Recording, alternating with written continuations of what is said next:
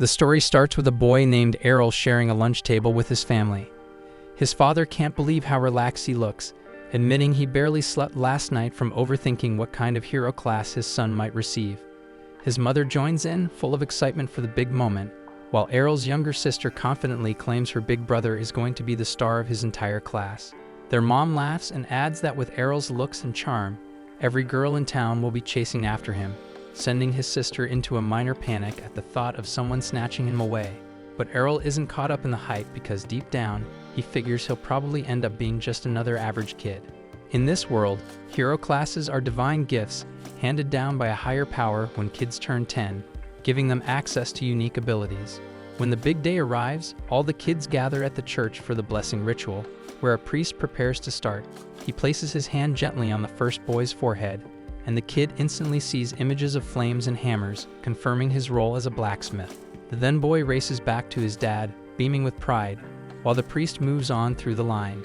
When Errol's turn finally arrives, his sister confidently declares he's destined for something crazy strong. He walks up to the priest, cheered on by his family. Around him, people begin to whisper, jealous of his bloodline, convinced he'll inherit advanced classes just like his famous parents, Farah the Sword Princess and Leon the Archmage. Once close, Errol closes his eyes and tries to concentrate, but no vision appears. The priest looks puzzled and finally announces that Errol is one of the rare cases, a hero with no class at all. Errol's family goes from thrilled to devastated in seconds, acting like they've been conned, and that his life is now completely doomed. The following morning, Errol starts training with a regular sword. His parents reassure him that they're not going to kick him out, but Errol tells them he's totally fine and doesn't want to just sit around mooching, while his sister promises she'll back him up no matter what. Seeing how stressed they are, Errol reminds them that he's been learning swordsmanship from his mother for years, so even without a class, he can still be useful. Though in his mind, he thinks she's a terrible instructor, since every time they spar, she sends him flying across the forest with her crazy strength. After he finishes explaining, his mom tears up with pride, and his dad starts to believe he might actually land a proper job one day. But after watching them all dote on him like he's a saint, Errol gets fed up and heads off to train alone. As Errol steps into the training field, he spots two students with the swordsman class clashing blades in a playful duel. Mid-fight, the two notice Errol watching and call out, asking what someone without a class is even doing in a place like this. Errol responds coolly, saying he's here to train just like them. The boys laugh, explaining they're not training at all, they're just messing around since their class handles most of the work.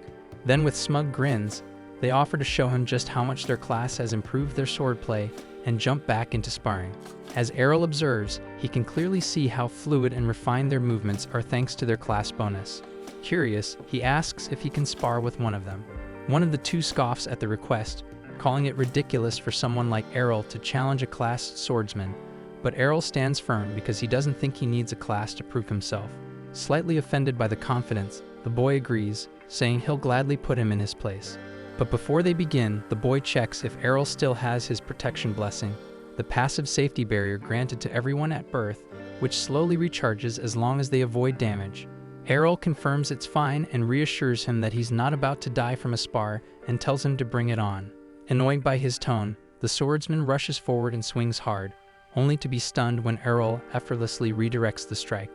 A second attack comes, but Errol steps aside and counters with a clean parry. His friend, watching from the side, tells him to stop goofing around and finish it, but the swordsman replies that Errol's no pushover.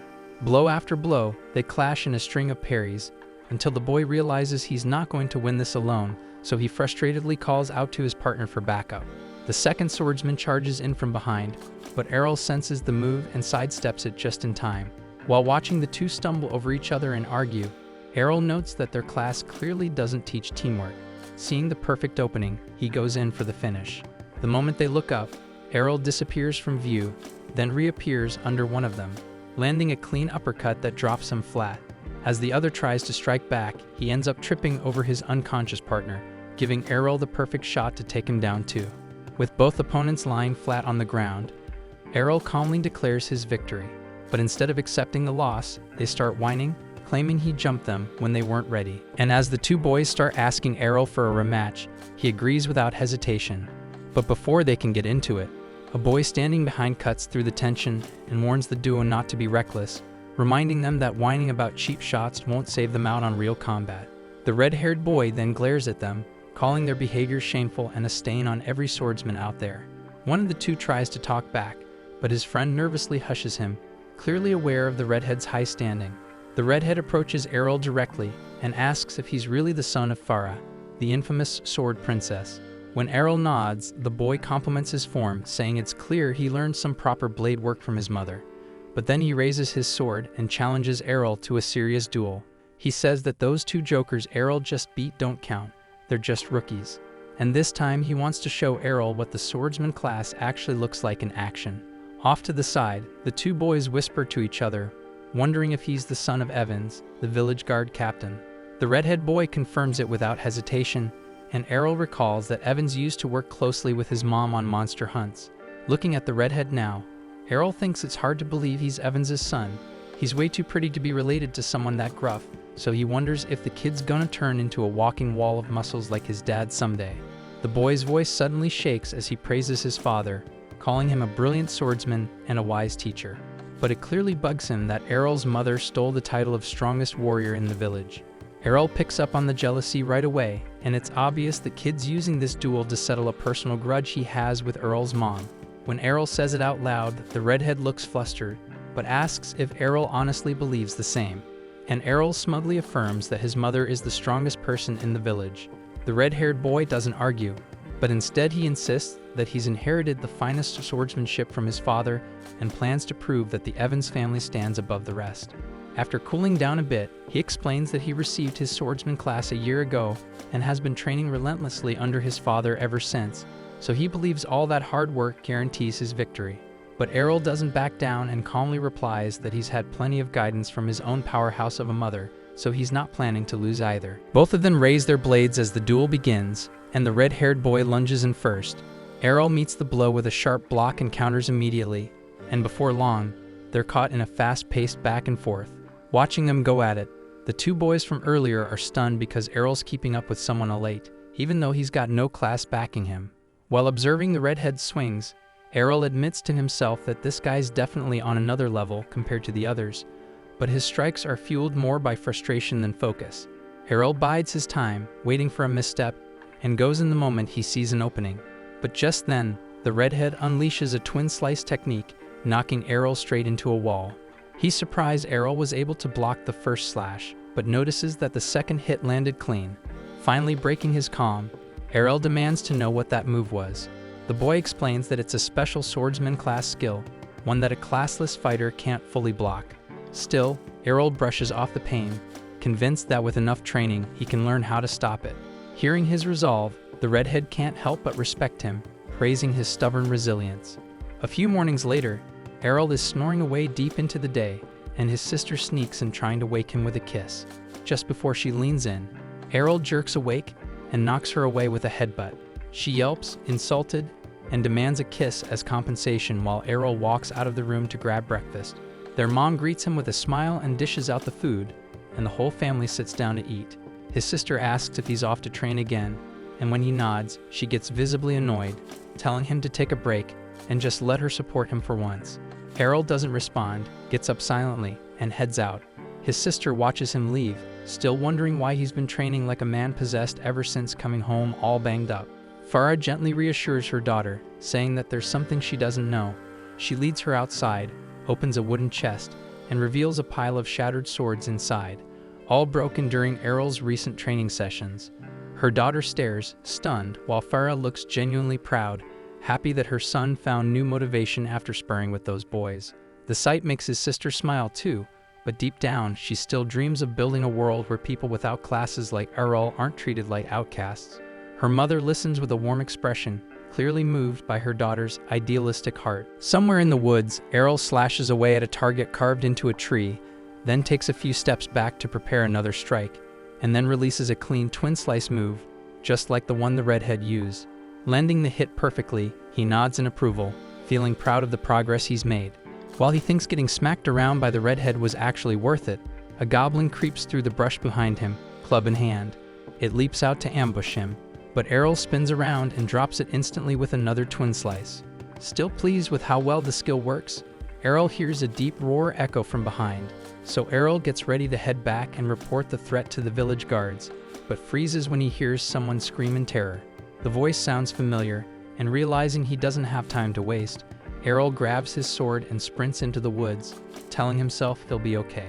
He crouches behind some bushes and peers out, only to see the redhead with his arm covered in blood. Standing over him is a hulking hobgoblin, and Errol starts piecing things together. Just like him, the redhead must have been out here training and took down a few goblins, which probably attracted the big one. As the monster corners the injured boy, Errol quietly moves behind it and lines up the best possible angle. Taking a deep breath, he gets ready to strike, while the redhead mutters under his breath that this is the end. The hobgoblin lifts its club to finish the job, but Errol suddenly charges in and slices it down with a twin slice attack. As the beast hits the dirt, Errol thinks to himself that he's finally nailed the proper stance for the move. The redhead tries to stand but stumbles, falling into Errol's arms. Seeing his condition, Errol notices that his protection blessing has vanished and asks if he has any holy water left. The boy glances at his shattered bottle on the ground in silence, so without a word, Errol pulls out his own bottle and hands it over. After taking a drink, the redhead's wounds begin to heal, but he looks irritated at how far Errol's come.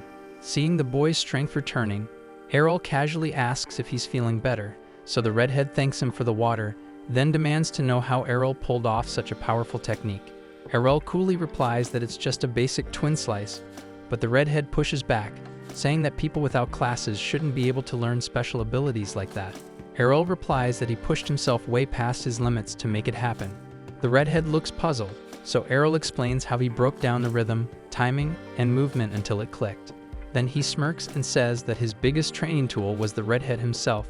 Getting pummeled by that skill over and over is exactly how he figured it out. And while the redhead tries to process everything he just heard, Errol casually tells him that he's been honing his twin slice specifically to beat him in their rematch. The redhead, clearly impressed by the dedication, agrees to take him on. Errol double-checks if he's really up for it, but the boy insists because it's the least he can do after getting saved and patched up by him. Errol blinks, surprised he actually understands how to return a favor, and the boy glares back, clearly offended by the implication. Soon, they both draw their swords again and open the match by launching twin slice at the same time. The redhead is stunned when Errol blocks both of his strikes and then gets smacked by a follow-up attack. Confused, he demands to know what just happened, so Errol calmly replies that he threw in a third slice. The redhead glares at him and reminds him that it's called twin slice for a reason, but Errol shrugs and says that since he didn't inherit his skill from a class, he can tweak it however he wants. He also admits that this was the first time he managed to land that third strike properly, which only frustrates the redhead further. Thinking a class swordsman should never lose to someone like Errol, the redhead challenges him again to prove it. They ready their blades once more, and the redhead, now composed, plans to use his speed advantage to win. When both charge in again with twin slice, the redhead keeps his eyes open for that sneaky third strike, but even expecting it isn't enough. The extra hit still breaks through his defense and knocks him flat. Errol holds his sword to the redhead's chest and tells him this outcome was pretty much guaranteed. Grimacing, the redhead asks why the final hit is so quick, so Errol smirks and says he learned it from watching him. He explains that by slowing down the first two strikes just slightly, he loads all his strength into the third, turning it into a surprise finisher. Frustrated and feeling completely outmatched, the redhead clenches his teeth in defeat while Errol walks off, calm and victorious. A few days later, during dinner with his family, Farah casually brings up that Evans' son has headed off to train in Brescia.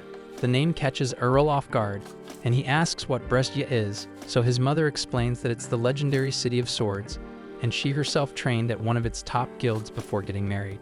Hearing that, Errol's eyes light up with excitement, already imagining how far he could go if he trains there too, as a classless fighter carving his own path.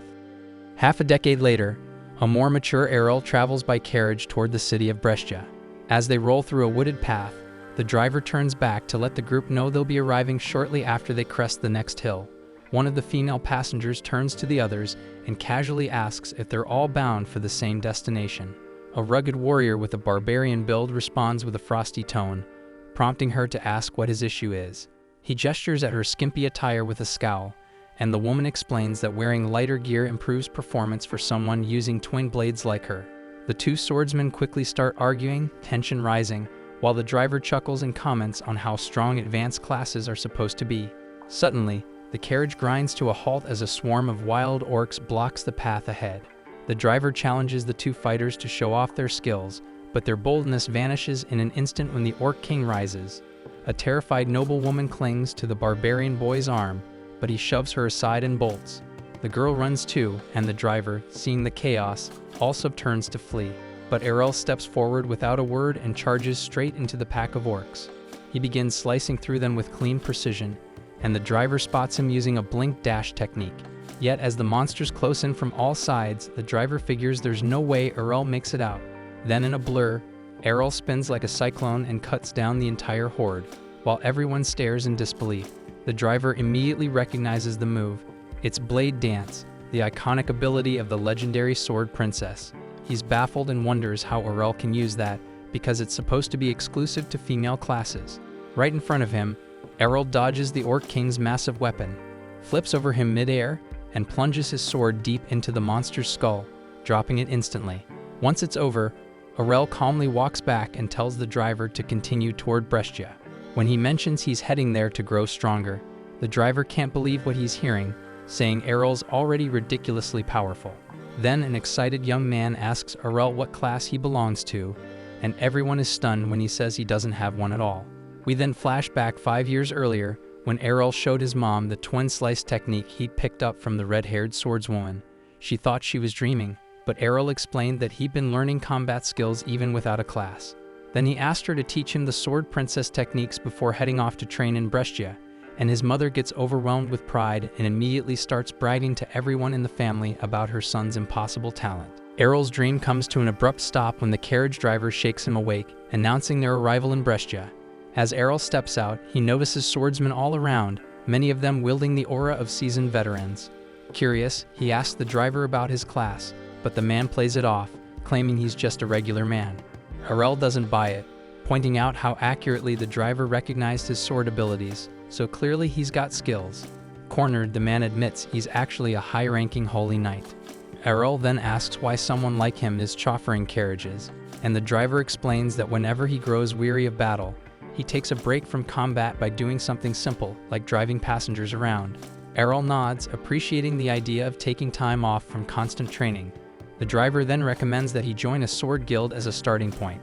He tells Errol that Brescia hosts frequent sword tournaments where he can earn some solid prize money, but guild membership is a requirement, so Errol agrees with the suggestion, feeling eager to test himself against elite fighters. The driver also cautions him that there are some sketchy guilds around, so he should choose wisely. Once they part ways, Errol turns toward the heart of the city. He spots a recruitment booth for the Cavaliers Guild, which only accepts knight-type classes, and another called Sword Road, which appears open to everyone holding a sword. Out of nowhere, a girl rushes up and lunges to hug him, but faceplants hard when Errol effortlessly steps aside without even looking. Shocked, she wonders how he dodged her so easily and figures he must have exceptional perception. Errol's a bit lost, unsure who she is, when she immediately asks if he's looking to join a guild. He nods and she launches into an enthusiastic pitch for her brand new guild. She even pulls out a contract for him to sign, but he silently walks off. She grabs his belt to stop him and demands to know why he's leaving. Errol tells her she looks way too damn desperate, and assumes her guild must be weak as hell if they're begging for members. She pretends they're part of a famous elite guild, but Errol isn't falling for it and brushes her off. She quickly introduces herself as Lilia, and, in a last-ditch effort, promises to go on a date with him if he joins. Errol flatly tells her he's not interested, leaving her stunned. He walks off thinking she reminds him of his little sister, cocky attitude, flat as a board. Errol then asks Lilia which guild is considered the most powerful in Brescia, and she instantly fumes at his lack of respect. After taking a deep breath to compose herself, she tells him that the top guild is Black Blade, known for having 8 A-rank swordsmen. She gives him directions to their massive base, and Errol makes his way over. At the entrance, a guard steps forward and asks his business. Errol replies that he wants to join, and the guard directs him toward the application area. Errol heads that way and waits in line for registration. When it's finally his turn, the receptionist informs him that the guild only accepts applicants with advanced combat classes. Errol responds that he doesn't have a class, and the receptionist bursts into laughter before bluntly telling him to leave. The people standing nearby start murmuring about him. Errol tries to ask if he can at least take the entrance test, stating he's confident in his strength.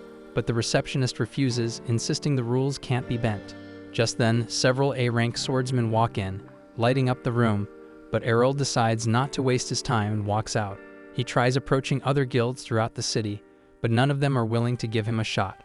All turn him away without hesitation. By the end of the day, Errol feels defeated, but then he recalls that his mother once gave him a recommendation letter to help him get into her former guild. At the time, he figured she was just being overly cautious, but now he understands that she knew the kind of rejection he'd face. As Errol makes up his mind to head to her old guild, Lilia suddenly shows up again, but he brushes past her without saying a word. While he walks through the streets, she chases after him, pleading for him to join and help her revive her guild. Errol keeps saying no, so Lilia takes things up a notch and offers to lick his boots if that's what it takes. But Errol walks off, leaving her behind as stunned onlookers stare in silence. Even so, Lilia shouts that she won't give up on him. Eventually, Errol locates the guild's address, but Lilia catches up once more. She insists he's welcome to sign up and points to the huge building nearby. Errol is confused why a guild that big seems so unimpressive, and Lilia admits they've lost most of their old prestige. Still, she's determined to bring back the glory of the Dragon Fang Guild, the one that was once led by the legendary Dual Swords King. Hearing that name jogs Errol's memory, reminding him that his mother was once a part of that same guild in her younger days. That's when he finally agrees to take a look, so Lilia leads him inside and guides him to an open seat. Out of nowhere, Lilia's drunken father stumbles up from the couch and she instantly snaps at him. She reminds him that the doctor strictly forbade him from drinking, and besides, they don't even have money to waste on booze. But her father waves her off, clearly doesn't give a shit, and Errol suddenly realizes this man is none other than the Dual Swords King. As he spots the missing arm, the man looks at Errol and bluntly tells him to walk away because this guild's going down anyway. Lilia tries to stop him from leaving, but he ignores her completely and heads out the door. She turns to Errol, explaining that her father used to be one of Brescia's top-ranked fighters, but his career was ruined when he lost his arm. She figures there's no way Errol would stick around after seeing all this, but to her surprise, he says he's joining. Lilia thinks she's hallucinating, but Errol explains that none of the other guilds would accept him either way. She lights up and quickly pulls out a membership contract, and Errol takes a seat to sign. When he hands it back, Lilia finally notices something odd. Errol's class field is blank. Thinking it's some kind of joke, she glares at him, but Errol shows her his official certification.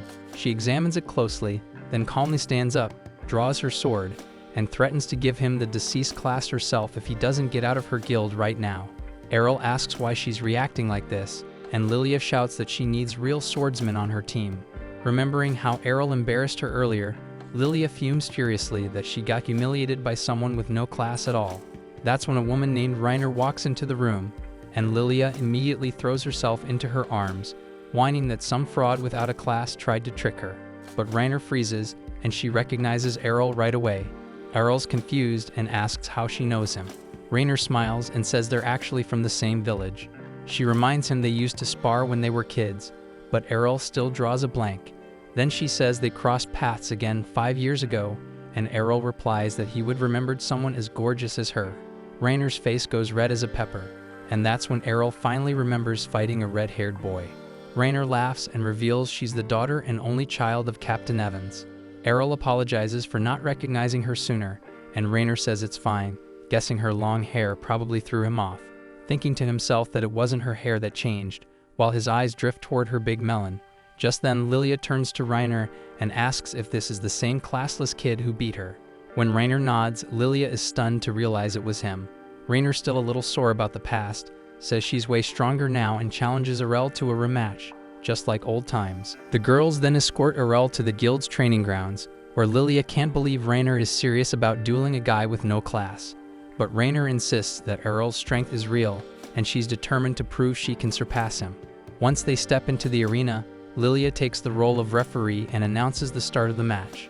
Reiner opens with a twin-blade strike, and Errol assumes he can block it easily.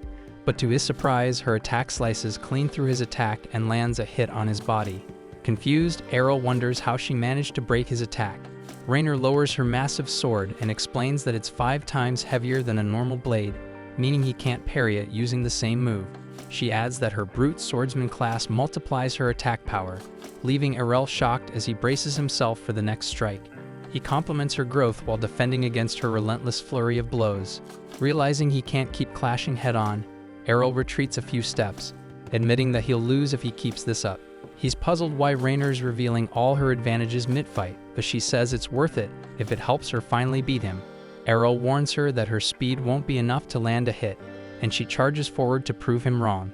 She knocks aside his sword and slashes at him, only to strike through an afterimage. Before she can react, Errol appears behind her and taps the side of her neck with his blade. Shocked, Rainer demands to know how he dodged her attack, and Errol casually reminds her that what she hit was just a shadow. Her eyes widen as shadow is a technique reserved for supreme swordsmen. Determined, Rainer launches another assault, but Errol effortlessly slips past every swing, telling her the move isn't as mysterious as it sounds. It's just about moving fast enough. Rainer feels insulted by how casually he downplays it, but Errol adds that it took him a lot of work to reach that level. In an instant he disappears again and lands another precise strike, only to notice his attacks bouncing off a glowing barrier. Rainer smirks and explains that power-type swordsmen gain enhanced defense along with their strength. She goes for another strike, but Errol dodges and counters with a perfectly timed blow. As he mentions that the counter move is something his mother taught him, Rainer was already on the ground in defeat. As the duel ends, Lilia stands frozen in disbelief before announcing Errol as the winner. Rainer feels crushed, frustrated that she still lost even after training so hard, while Errol compliments her technique and progress. Yet he adds bluntly that he's simply stronger, which makes Rainer's eyes well up. Lilia rushes over to console her, furious that Errol made her cry. He looks baffled, insisting he was being nice, but Rainer pretends she wasn't crying and storms back toward the guild. Once inside, both Errol and Lilia can hear her crying and shouting that she still lost, even after dedicating 5 long years to improving herself. After that, Lilia officially welcomes Errol as a new member of the guild. He notices how her attitude has completely flipped, though she pretends she believed in him all along. Remembering how aggressive she was before, Errol lets it slide and asks why the guild is falling apart. Lilia hesitates for a moment before admitting that they're deep in debt. When he asks how much, she motions for him to lean closer and quietly whispers the number in his ear, but she adds that they can clear all of it if they win the upcoming tournament. Lilia then explains that the event requires 3 participants, and Errol wonders aloud why Rainer is still staying with them despite their rundown state. Lilia tells him that when Rainer first arrived in Brescia, every major guild turned her down. Her father, however, saw her potential and welcomed her into Dragon Fang without hesitation. Errol nods, realizing that Rainer stayed out of loyalty to repay that kindness. Then he confidently assures Lilia that they'll erase the debt easily once they win the tournament. But Lilia looks uneasy, pointing out that the opposing guilds can field up to 5 fighters while they only have 3. Even so, while Lilia worries about the odds, Errol feels nothing but excitement. The thought of stronger rivals fills him with anticipation, and he declares that facing powerful enemies is exactly why he came to Brescia in the first place. Watching quietly from the sidelines, the guild master observes everything, smiling to himself as he recognizes the tremendous potential within Errol. The next morning, Errol opens his eyes to find himself in a room he doesn't recognize, until it clicks that he's living at the Dragon Fang Guild now. After getting ready, he heads out and joins Lilia and Rainer at the table. Lilia flashes him a cheerful smile and asks if he slept well. Errol nods, saying that it's been far too long since he's slept in an actual bed. Noticing how quiet Rainer is, Errol wonders if she's still bothered by losing yesterday's match. But before he can think too long, Lilia breaks the silence, excitedly announcing that they're officially registered for the guild tournament. Beaming with pride, she says Dragon Fang is registered and ready to fight. Errol curiously asks if the prize money is enough to wipe out their debt. Lilia confirms it is and begins explaining the rules of the tournament, revealing that victory requires eliminating every opposing guild member. Rainer seems anxious, concerned that their small team will struggle against larger, tougher squads. But Lilia remains upbeat, pointing out that the chances of running into high-level A-ranked fighters are slim, and they got 2 solid B-rankers on their side. Errol looks puzzled at the mention of ranks, so Rainer scoffs at him for being clueless, and Lilia breaks it down, saying that swordsmen are ranked from D up to A based on overall combat power.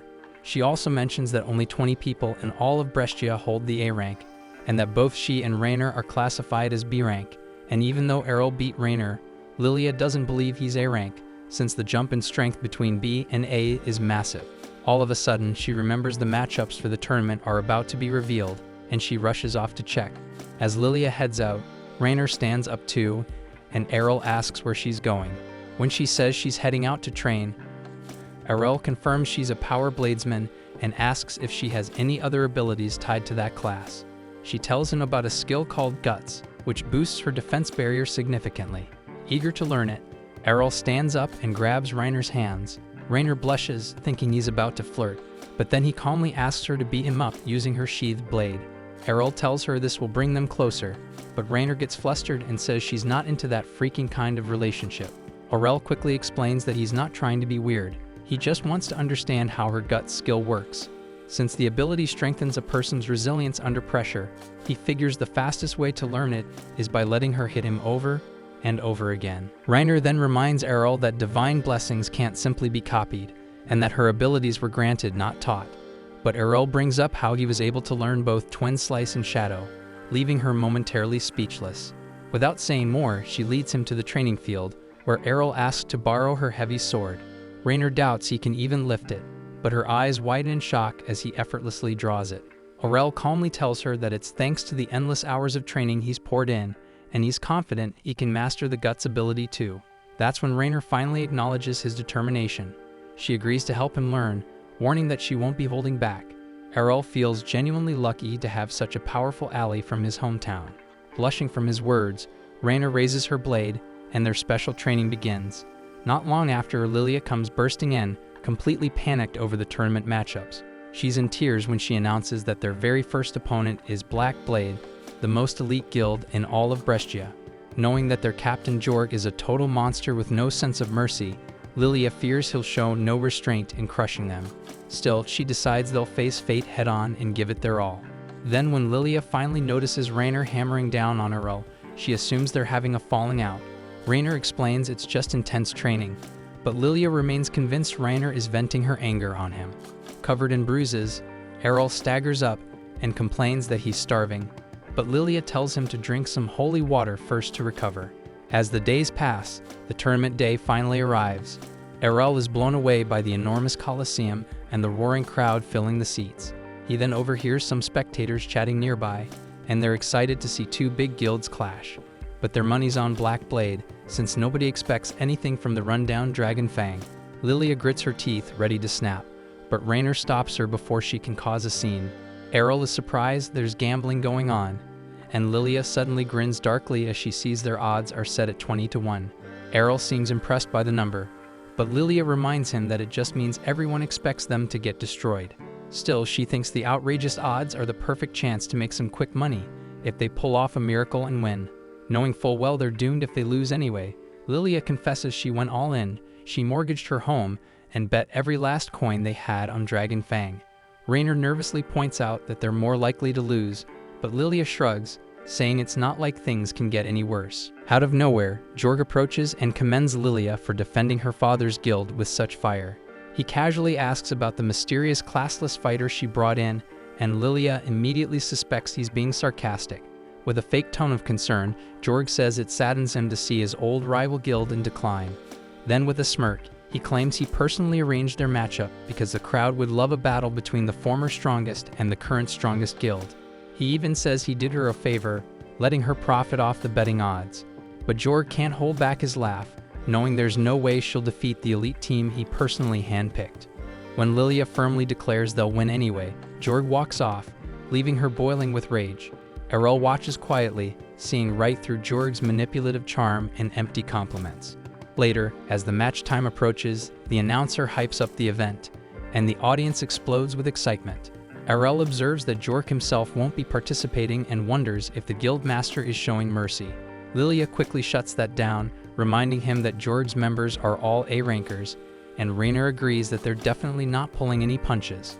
But that only makes Errol more eager to face off against high-level swordsmen. Shortly, the announcer announces the first fight, Black Blade's Geo versus Dragon Fang's classless Errol. As Errol enters the battlefield, whispers ripple through the audience. People scoff, wondering why Dragon Fang would send someone with no class to be publicly embarrassed. Even Geo sighs and thinks that this fight is going to be a complete waste of time. As the match begins, Gio immediately teleports forward and stabs Errol with his sword. Lilia gasps in panic, but Rainer calmly says it's just a shadow clone. As the false image vanishes, Gio's confident smile begins to fade. He spins and thrusts again at the figure behind him, only for that one to dissolve as well. That's when he realizes there are now 2 more Errols standing across the arena. Thinking he can finish them all in one move, Gio charges up a blink dash and strikes, only to be caught off guard by a 3rd version behind him. The 3 shadows all lunge at once, and Gio manages to destroy them, but it's too late.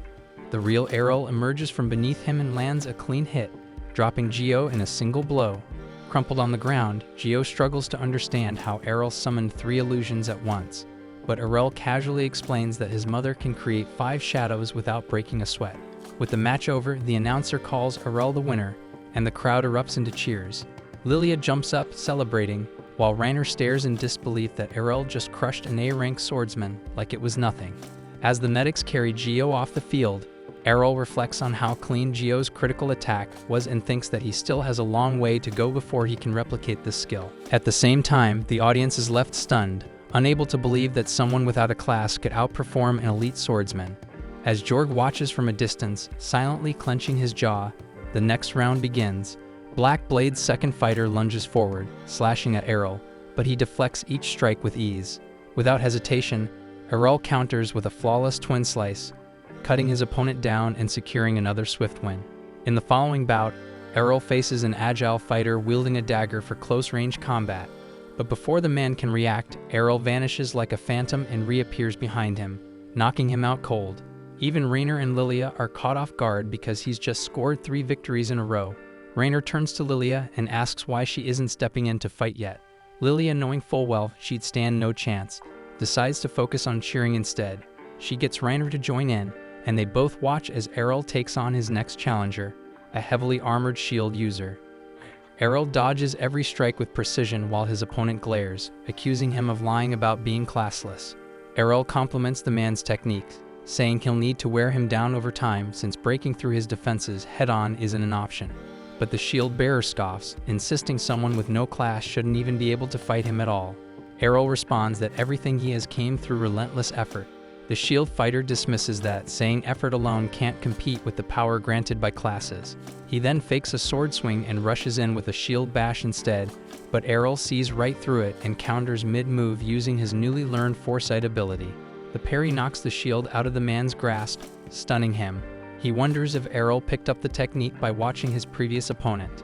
Errol admits to himself that he's still a long way from mastering it, but he's gotten good enough to replicate it mid-fight. Then Errol nails him with another counter kick, impressing even his foe with how quickly he learns. Then Errol calmly walks over to the fallen shield and picks it up. Infuriated, the swordsman charges at him in rage, but Errol casually dodges and finishes him off using the exact same shield counter against him. With that, the announcer declares Errol's 4th straight win, and the crowd starts whispering in disbelief and questions if he is really classless. So the tournament officials step in and demand proof. Errol agrees without hesitation, handing over his class card. The announcer places it into the verification crystal, and the entire stadium goes silent as the orb confirms its authenticity. Now even Jorg begins to feel the sting of defeat creeping in. Even Rainer starts believing they might actually win this thing. Lilia, however, is fuming because if she had known Errol was this strong, she would have sold her family heirlooms to bet even more on their victory. Rainer admits she never expected him to grow this powerful, and starts wondering how exactly Errol trained over the last 5 years to become the fighter standing before them now. At the same time, Lilia is already daydreaming about marrying Errol, convinced that even if the guild collapses, she could rebuild it easily as long as he's with her. While she quietly plots her romantic strategy, Errol can't help but sense a sinister aura radiating from her and feels uneasy. Soon after, the announcer introduces Black Blade's final competitor, Master Masamune. Errol immediately notices that he's wielding a katana, and Rainer quickly identifies him as a rare samurai-class swordsman. Since Masamune has never fought publicly before, Lilia assumes he's Black Blade's secret trump card for the tournament. As the match begins, Masamune stands motionless, hand resting lightly on his sword, his calm composure alone radiating danger, and Errol feels the pressure building in the air. Seeing his hesitation, Masamune smiles faintly and says he's only waiting for Errol to step closer so he can unleash his ultimate move. Errol smirks back and begins to approach, surprising Masamune, saying they can't just stand around forever, and he wants to see the swordsman's strongest technique for himself. Masamune chuckles softly, warning that if he uses his final strike, Errol won't even see it happen.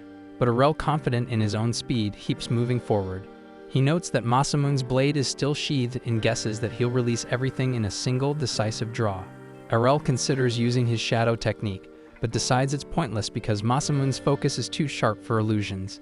He stops right before him, realizing that this battle will be decided in one strike. Both stand perfectly still, holding their breath. Then, as Errol takes one final step, Masamune moves and his blade flashes like lightning. But in that instant, Errol vanishes. Masamune's eyes widen because Errol didn't dodge with an illusion, he vanished with his real body. Behind him, Errol's voice calmly praises Masamune's incredible speed, but says the person who trained him was far faster.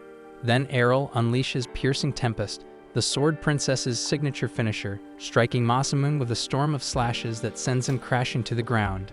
Reiner and Lilia freeze in shock, recognizing the legendary Sword Princess technique, while the crowd erupts in disbelief. The announcer declares the result, and chaos breaks out in the stands as gamblers scream in frustration at the Black Blade team for blowing all their bets. Reiner and Lilia cheer wildly, celebrating their hard-earned victory. When Errol returns to them, Lilia tries to leap into his arms, but he instinctively sidesteps and she crashes to the floor.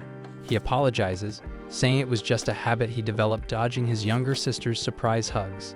Lilia immediately cheers up when she remembers the massive payout they'll get, while Errol turns to see Reiner standing nearby with her arms out, waiting for a hug. Realizing what she's doing, Reiner blushes furiously and drops her hands, but Errol tells her that he wouldn't mind hugging her, as long as she's not wearing armor. Lilia immediately volunteers to take her place, but Errol dodges her again, letting her fall face first once more. Watching from afar, Jorg grits his teeth, seething with rage as he silently vows to make them pay for this defeat. Later that evening, once they got back to the guild house, the place turned into a full-blown party with drinks flying in every direction. Errol still couldn't believe Lilia was even allowed to touch alcohol, but she made it clear she was a grown woman, even if she still looked like a kid fresh out of class. What really messed with her head was how Errol went toe-to-toe with 5 elite swordsmen from the top guild in the entire country and came out untouched. To her, this was her golden opportunity, and if she played things right, she could ride his rise straight out of obscurity. She didn't waste time and went straight for it, asking him to marry her and claiming she could give him anything he desired. But Errol, being the cold-blooded lone wolf that he is, shut her down immediately and said he'd rather go with someone like Reiner instead. That hit Reiner like a truck, making her face light up red as she jumped from her seat, snapping at Errol to quit saying dumb shit just to dodge Lilia. But Errol was dead serious and asked what made her think he was joking, and she fired back when they were kids, he called her a dude during a sparring match. She said everyone who met her said she lacked any kind of feminine appeal, but Errol could clearly spot 2 legendary assets in front of him, and didn't seem to agree. Lilia quickly picked up on the fact that Reiner had no clue how to play her own damn hand, so she figured she didn't have much competition. Sliding in closer, she started caressing Errol's thighs, saying he must be sore after all the fighting earlier, and whispered that he should stop by her room later. Reiner immediately panicked and told her to stop being so damn creepy. But Lilia just smirked, saying all she planned to do was give him a proper massage to help him unwind after such a rough day.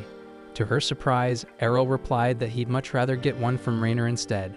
But his idea of a massage was basically getting his ass handed to him by Reiner at the training yard, while he pushed himself to learn the same reinforcement magic she used with ease thanks to her skill set and class perks. Lilia stood up on the balcony watching the chaos, wondering if Errol even knew what a real massage was supposed to feel like. The non-stop clanging and yelling finally woke up Lilia's dad, who staggered out of the house, totally wrecked from drinking, groaning about the racket, and grumbling that there was no need to take out their pre-tournament stress in the middle of the damn night. But Lilia tells him straight up that they actually won the match, and not against just anybody, but against the current strongest guild out there. That instantly catches his ear, though in his head he figures Black Blade must have thrown in some rank B or C newbies just to get wiped. Then Lilia drops a bigger surprise, saying every single one of them was A tier. And not only that, but Errol took them all down on his own without backup. That snaps her dad out of his booze haze as he stares at Errol, all bruised and busted up, trying to figure out if this kid is really the real deal.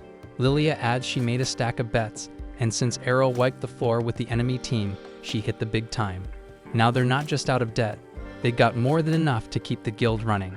Her father stays skeptical, saying that if the kid really is that strong, then it's just a matter of time before some bigger and richer guild comes to scoop him up, so she better not get too comfortable. But Lilia fires back that there's nothing to worry about, since she's planning to marry Errol anyway, and once that happens, he's locked in for life. Errol shuts that idea down right away, then shifts his focus to her dad. He says Lilia might be a stubborn little pain, but at least she's not some quitter who bailed on everything. That was a clear shot at her dad, who glares at him with warning in his eyes. But Errol just keeps going, telling him to stop sulking and start acting like someone his age, especially since he still has one working hand, and could damn well use it to swing a blade. That sets him off, and he grabs Errol by the collar on the spot and tells him to stop talking about things he clearly doesn't understand. He says a dual-wielding swordsman who can't dual-wield anymore is just a waste of space. Errol doesn't back down and says he disagrees, since he's a classless fighter still pushing forward and trying to make something out of nothing. Her dad shoves him back and walks away without saying another word, heading upstairs. Lilia and Reiner rush over to Errol, checking if he's alright. Lilia apologizes for what her dad did and thanks Errol for speaking up. Errol says even with one arm gone and years of doing nothing, her dad is still insanely strong, and it's a shame all that strength and experience is going to waste. He starts thinking about all the cool skills he could pick up from a guy like that and makes a promise to himself to get Rod to grab that sword again.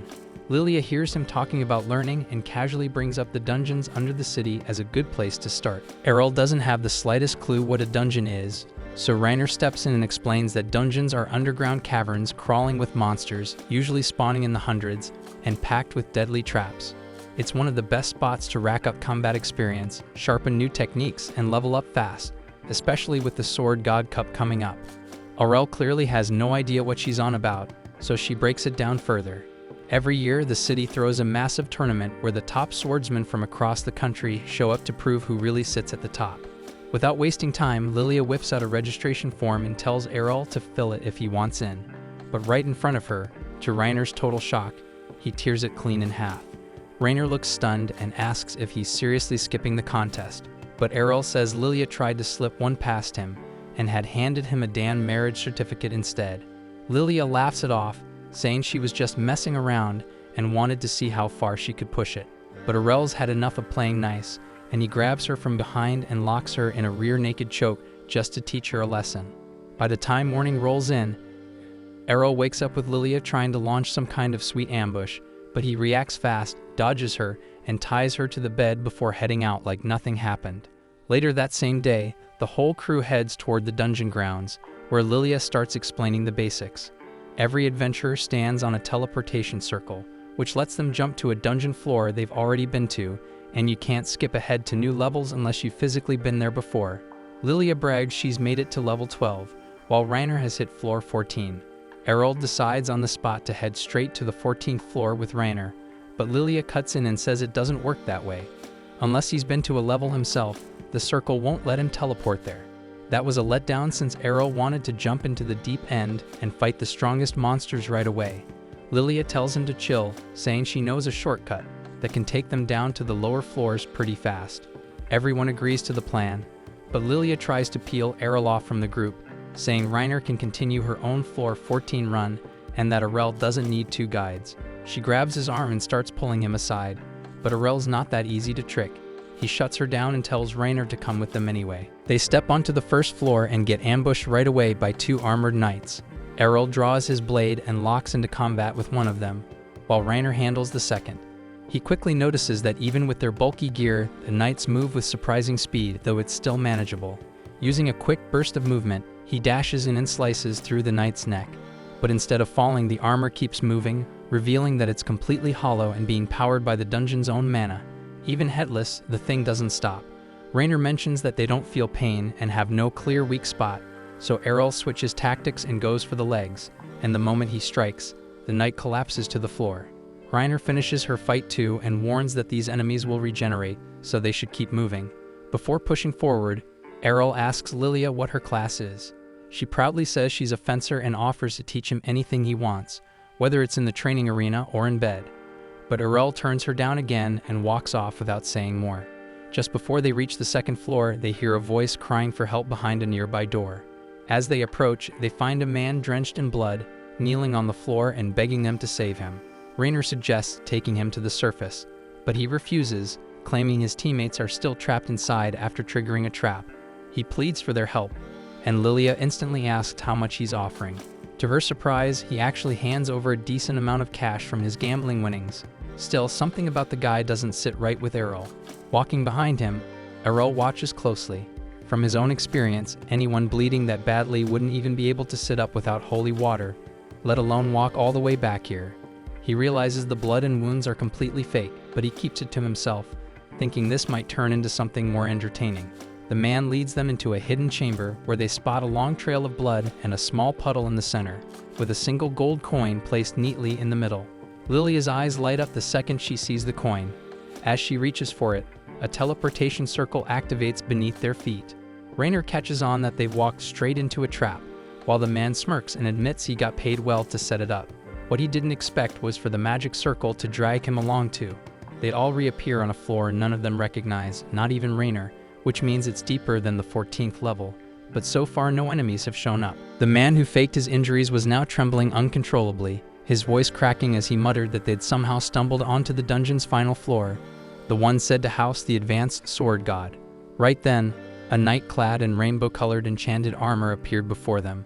Lilia wasn't buying any of it, brushing off the whole sword god class as a dumb legend. Errol, on the other hand, instantly recognized how bad the situation was. He shoved Lilia to the ground just as the sword god unleashed a high-speed slash that tore straight through the dungeon walls. The moment the dust settled, the sword god charged directly at Errol. He barely managed to lift his sword in time to block the hit, and even then, the force slammed him into the wall. Still, he realized he only survived it thanks to the reinforcement training Rainer had drilled into him. He went on the counterattack immediately, swinging at the knight, but his opponent was insanely fast and danced backward with expert-level footwork. That made Errol grin, saying this was the perfect time to test his limits. His party was stunned as he stepped in again, using the same divine step technique, launching a flurry of strikes that the knight caught and blocked one by one. The pressure pushed the knight back, but he suddenly activated a skill that spiked the gravity in the room, pinning everyone else to the floor. But Errol stayed on his feet with ease because he'd already gone through this kind of pressure back when he was a kid. His mom used to train him under the same conditions, where standing alone took everything he had. When she came at him back then, he was completely helpless. But now things had changed. He pulled out the gold coin and used it to cancel the effect, opening a small window in the knight's defenses. Errol didn't waste it, and he tapped into one of his strongest moves, a technique called Infinite Break. The impact shattered the knight's body completely, leaving the others in stunned silence. He then took a sip of holy water to recover his strength, and then the entire group exited the dungeon safely through the teleportation portal. Back at the tavern, Rod was once again drowning himself in booze when he overheard three loudmouth punks bragging about how they lured the new recruits from the Dragon Fang Guild straight into a trap, proudly saying those poor bastards probably weren't coming back. Rod stood up, walked over, and shattered their table with a single punch. He demanded they spill everything they knew, but before they could answer, Jorg stepped in and called him a useless drunk. Rod instantly put the pieces together. If Jorg was involved, then Lilia's odds of making it out alive were practically zero. Crushed by the thought, he lunged at Jorg in a rage, only to get tossed aside like garbage. He hit the ground hard, stuck there on his knees, wishing there was something he could do to save his little girl. But then a voice by the door pulled his attention. He turned around and saw Lilia walking in with Errol and Rainer, casually talking about how hungry they were. Lilia quickly spotted her father and that smug bastard Jorg, but she was caught off guard when Rod pulled her into a tight hug and quietly thanked whatever was up there that she was still alive. Rainer stepped forward and called Jorg out on the spot, saying they got everything from his lackey, who confessed the whole thing was his doing. Jorg, like any sleazy politician, denied everything without hesitation and claimed that anyone who enters the dungeon is responsible for their own damn safety. And Errol couldn't exactly argue with that. Rod warned Jorg that he wasn't going to walk away from this clean. Jorg brushed him off again, called him a washed-up drunk who should have stayed in the gutter, and left without a care. Errol just stood there wondering what kind of garbage he'd have to deal with next. A few days pass, and Lilia receives a scroll listing the complete lineup for the tournament's preliminary brackets. Much to her disappointment, she finds out that she's been placed in the same bracket as Errol, a discovery that instantly crushes her hopes, since it means her chances of winning the prelims and representing her guild in the main tournament are now almost non-existent. Errol, slightly puzzled by how the preliminaries work, is quickly brought up to speed by Rainer, who explains that the Sword God tournament draws such an overwhelming number of participants that it's impossible to include everyone in the main bracket. As a solution, the city runs a preliminary round where participants are sorted into random brackets based on a dice roll. It's entirely luck-based who ends up facing whom, and the winner of each bracket earns direct entry into the official tournament. Looking over the scroll Rainer is holding, Errol notices that she's actually placed in a different group than Lilia. She quietly breathes a sigh of relief and offers a silent prayer of thanks, knowing she wouldn't stand a chance against him if they had been matched. She then starts praying again, this time for a smooth path through her prelims. When Errol jokingly teases her about having unresolved daddy issues, Lilia cuts in, saying it's time to return to the dungeons for more training. Errol, on the other hand, seems completely fed up with dungeon crawling and just wants to bail. Lilia tries to play the charm card, insisting that she needs a strong man to protect her if anything goes sideways. Rainer, watching this unfold, makes a mental note of how helpless she sounds and quietly vows to give her a lesson or two about standing on her own. Just then, before anyone can leave, Rod enters the room with exaggerated concern, pulling his daughter into an embrace and reminding her to be extra cautious, just in case Jorg decides to make another move. Lilia sees the fear in her father's expression and promises to be careful before heading out. As Rod turns around, he finds Errol silently watching him with a judging stare. Rod defends himself, saying there's still time for him to get his act together and be a better father. Errol simply smiles and responds that it's never too late to be a decent person, then walks off. 2 weeks later, the day of the preliminaries finally arrives. The matches kick off as crowds roar from the sidelines, cheering on the fighters as blades clash and sparks fly. Bit by bit, the ranks begin to thin as combatants are knocked out, and Lilia unfortunately ends up losing her match, without even making it far enough to face Errol. Lilia then sulks quietly in the corner, brooding over the outcome and clearly disappointed, as she had at least hoped to make it to the finals this time. But Errol shows no sympathy for her frustration, casually remarking that all her concern about being in the same bracket as him was pointless because she would have lost either way. His bluntness only deepens Lilia's gloom, but she quickly gathers herself and warns him to stay alert, even with his strength, since the other finalist in their group has a few tricks that might catch him off guard. Errol, on the other hand, doesn't seem remotely concerned and remarks that he's already encountered nearly every kind of technique during his battles inside the dungeons, so it's unlikely this opponent would catch him off guard. Still, Lilia remains unconvinced and explains that the red-haired swordswoman is actually a magic swordsman, someone who can channel spells through her sword, enhancing it with mana and added force. That detail catches Errol's attention, as he hadn't expected the tournament, centered on pure swordsmanship, to allow the use of magic. But Lilia clarifies that it doesn't matter what class you belong to. As long as you're affiliated with a guild, you're qualified to compete in the tournament. Just then, the announcer calls for Errol to take the stage, and Lilia wishes him good luck.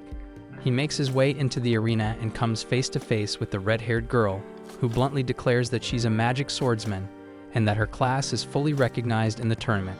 She adds that she doesn't want to hear any whining about the match being unfair just because she uses magic.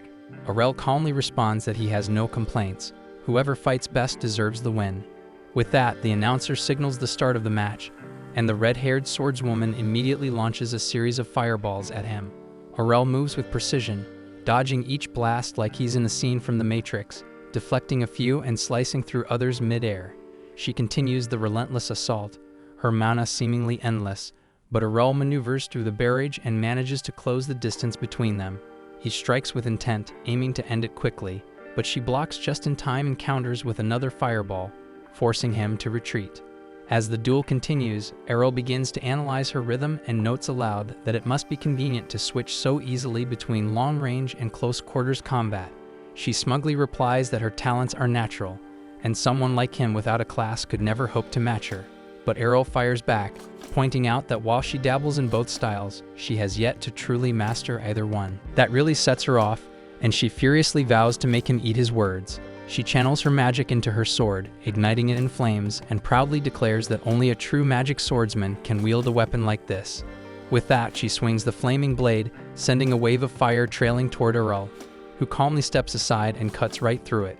Still, even he begins to struggle to predict her next move, thrown off by the unpredictability of her footwork and sudden attacks. Acknowledging her skill, Earl comments that she must have spent a fair amount of time honing her craft. But then, without warning, he plants his feet and stops moving altogether, effortlessly deflecting each of her fire-infused strikes from a single position, showing her what real technique looks like. He remarks that if her foundation in swordsmanship had been more solid, even if slightly above the average, she could have made things far more difficult. But at her current level, she barely stood out from a background NPC. The words cut deeper than his sword. Humiliated and rattled, the girl lashes out wildly. Errol seizes the opening and unleashes a twin slash that extinguishes her flames instantly, leaving her stunned. Before she can even register what's happened, he uses Blink Step to teleport behind her and knocks her out cold with the blunt end of his sword.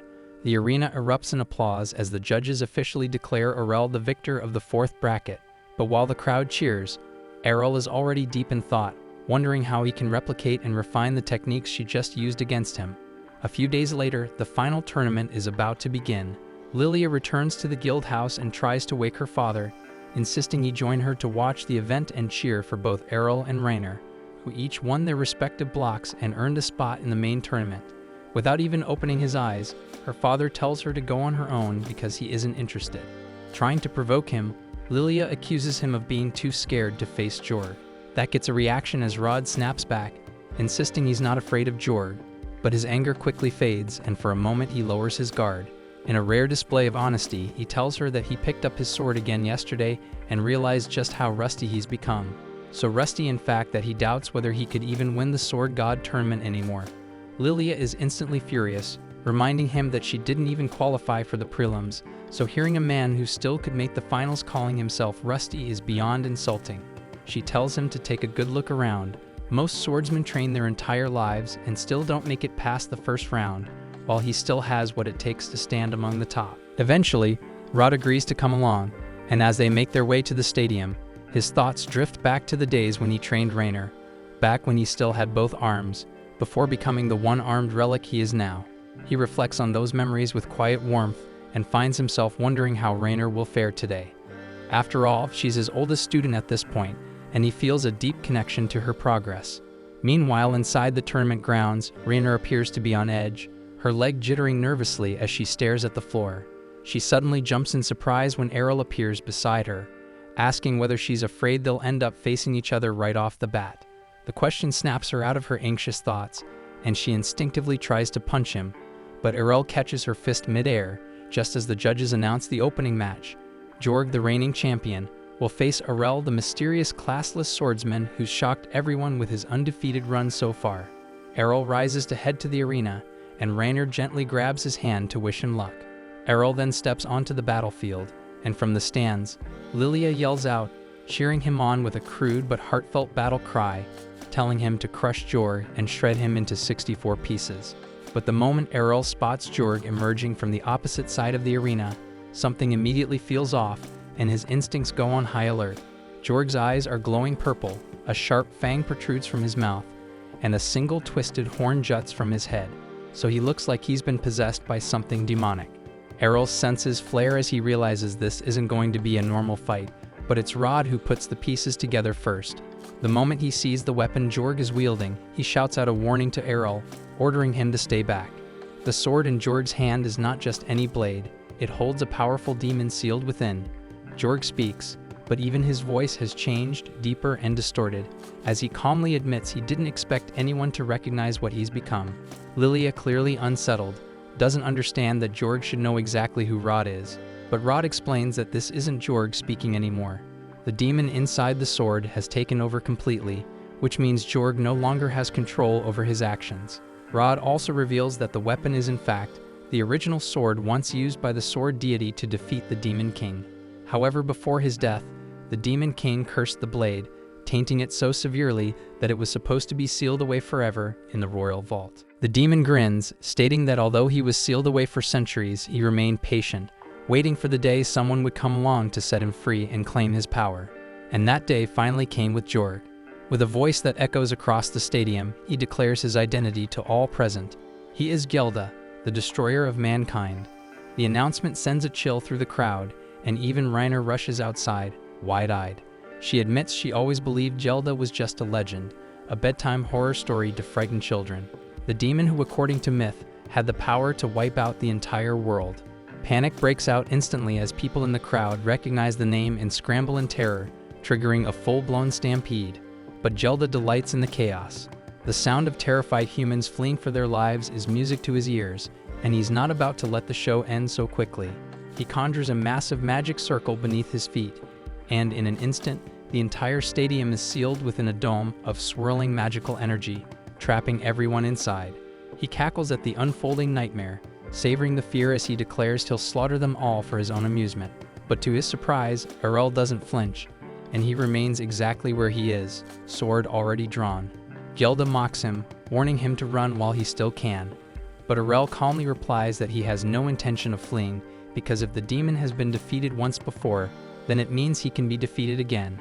Gelda bursts into laughter, reminding Errol that his previous defeat came at the hands of a sword deity, and according to George's memories, there isn't a single sword deity alive today. Errol, however, fires back that there is still one left, and it's his own mother, and even if he wasn't born a sword deity, he's confident he can still bring Gelda down. The demon bursts out laughing, but his amusement is short-lived. Errol vanishes from sight, dashing forward with such speed that Gelda is forced to step back and counterattack. Errol deftly evades the incoming blows, and Gelda freezes in disbelief because he just witnessed the Divine Step technique, a move only sword deities are said to possess. However, Errol doesn't give him time to think, and he keeps using the Divine Step, appearing and striking from multiple angles, pressing the demon hard. But Gelda quickly regains his composure and smirks, reminding Errol that he's fighting within the body of a sword emperor, so these attacks won't inflict much harm. With a burst of speed, the demon launches into the air and crashes down on Errol's shoulder, slamming him hard into the ground. He believes the boy has finally fallen, but when the dust clears, he's stunned to see Errol still standing, barely scratched. Thanks to his rigorous training under Reiner, Errol had managed to absorb the full force of the blow. The sudden resistance shakes Gelda, who lunges forward to retaliate, but Errol remains composed, casually batting him aside before launching a devastating counterattack. Activating his infinite break technique, Errol assaults the demon with a relentless flurry of slashes, striking from every direction and completely overwhelming him in a blur of speed and precision. The brutal barrage triggers Gelda's deep-seated trauma, as he instantly recognizes the unmistakable techniques of a sword deity. He refuses to believe that a mere boy could wield such divine mastery, but before Gelda can even think of a counter-strategy, Errol unleashes a powerful finishing strike that sends the demon crashing into the ground, shrouded in a thick cloud of dust. The crowd erupts in applause, believing Errol has vanquished the demon for good, but Gelda is far from finished. His true body was never Jord, it was the sword itself, so all of Errol's damage had only harmed the host. Still very much alive, Gelda begins desperately searching for a new vessel. In a split second, he hurls himself toward Rod.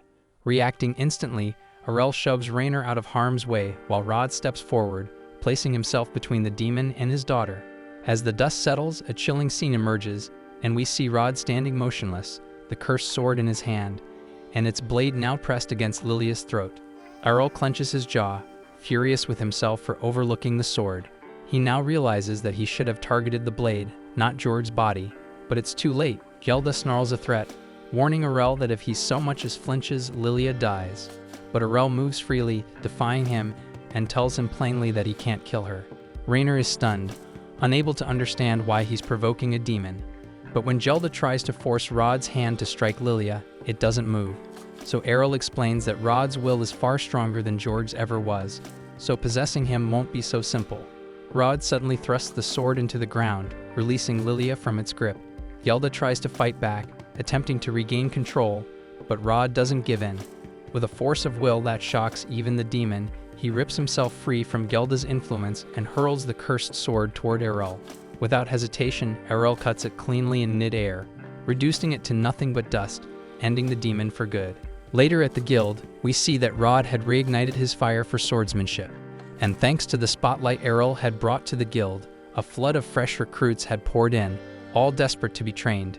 Without holding back, Rod threw them straight into the deep end with harsh, no-nonsense drills. As he barked orders, he blasted them for relying too heavily on their skills, instead of mastering the basics of self-defense.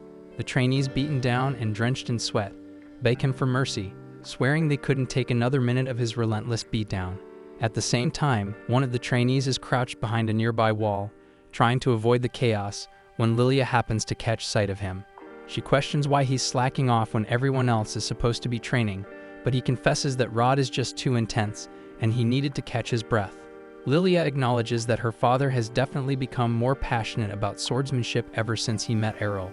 Speaking of Errol, the student asks where he is, since he hasn't shown up all day. Lilia then reveals that Errol actually left the guild recently, and Rainer's gone too because she ran off to find him.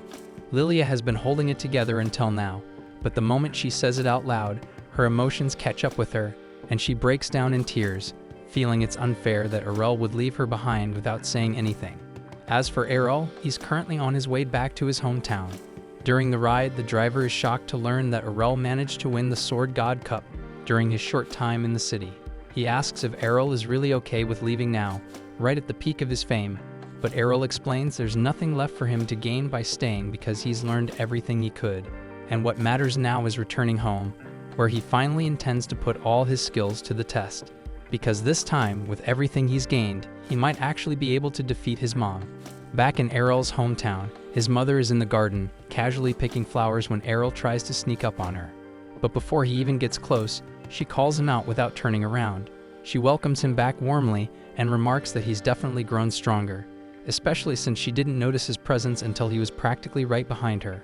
Errol straightforwardly tells her that he won the Sword God Cup, and she lights up with pride, saying she won it too when she was his age.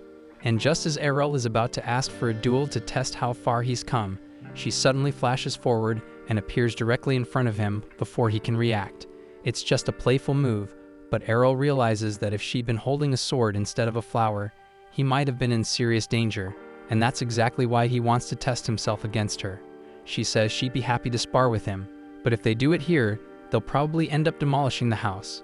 So instead she invites him to meet her at the training grounds behind the mountain, and Errol agrees without hesitation. Once they reach the training grounds, Farah cheerfully tells him that she's eager to see just how strong her son has become, then immediately lunges at him with another divine step attack. But having seen her use it once already, Errol has now figured out how to counter it. He raises his sword just in time to block her attack, then leaps into the air and executes a swift combo using Divine Slash, followed by Twin Blade Slash. Farah, however, manages to deflect all of the incoming attacks before they can connect.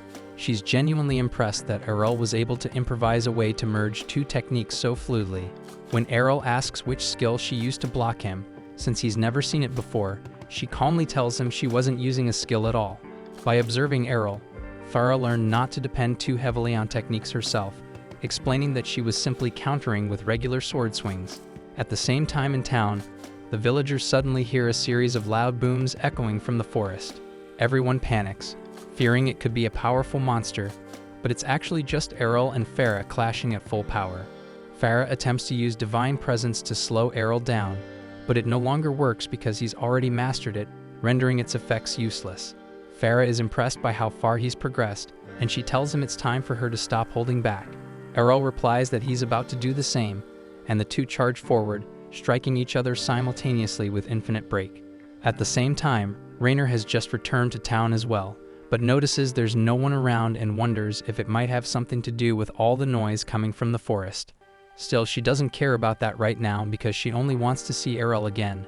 She knocks on the door of his house to check if he's home, but to her surprise, a young girl answers.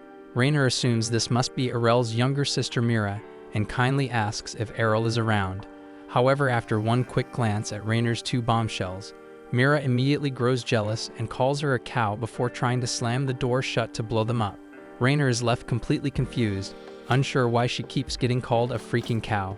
But she holds the door open and explains that she only wants to talk to Errol. Mira, however, refuses to listen and snaps back that Errol would never want anything to do with the redhead cow like her. Right then, Errol and Farah return home, and Farah immediately tells her daughters to stop being rude to their guest. Mira lights up when she sees Errol and rushes straight into his arms, though she can't help but notice how bruised he and Farah look. So Farah casually explains that she and Errol had a sparring match and may have taken things a bit too far. Errol's little sister asks who won the match, so Farah tells her it's Errol, and Rainer is shocked to hear that, especially considering Farah is a sword deity. But Errol quickly downplays it, saying the only reason he won was because Farah isn't in peak condition anymore, since she stopped taking her training seriously years ago, so it wouldn't be fair to count this as a real win. Farah tells him not to say it like that, since it makes her sound like an old woman, but Errol reassures her with a smirk, saying she's still way too beautiful to be called that. They all head inside and sit down at the table to catch up. Farah wants to hear about all of Errol's adventures in the Sword City, but she admits she's even more interested in learning how Errol and Rainer first met because she's a sucker for romantic stories. Errol explains that he and Rainer lived together while he was in the city, and Farah's face lights up with excitement at the idea.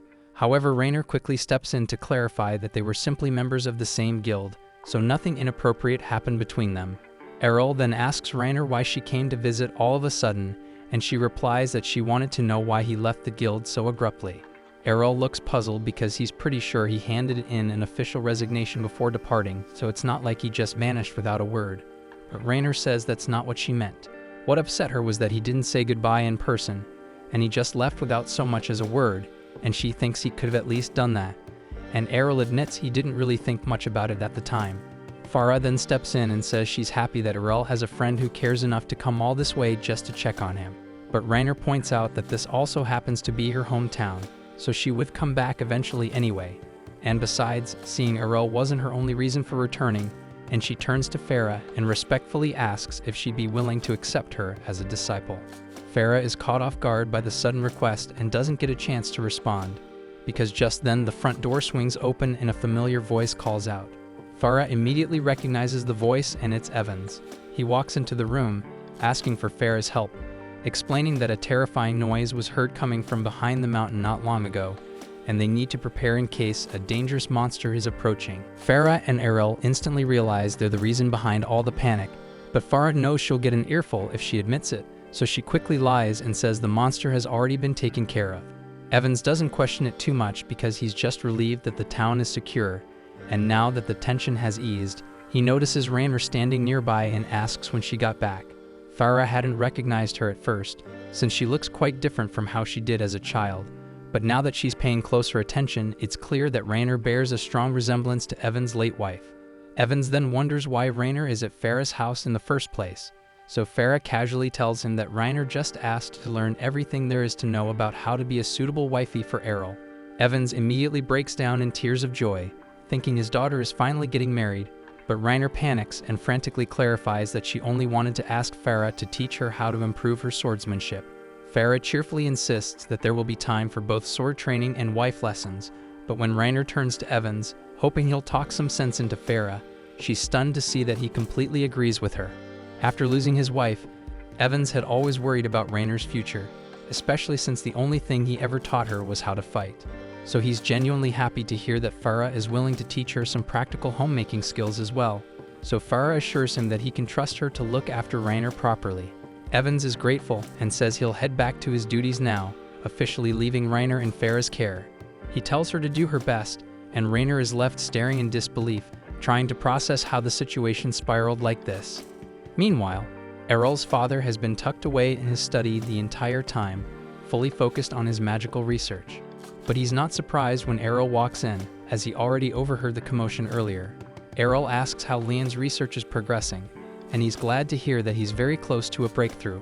If his hypothesis is correct, it could turn into a true ultimate technique. Setting that aside, Leon then asks if it's true Errol brought home a cute girlfriend, and Errol doesn't exactly deny it, though he says he'd describe her as more gorgeous than cute. That said, he didn't come here to talk about Rainer because there's something more important on his mind.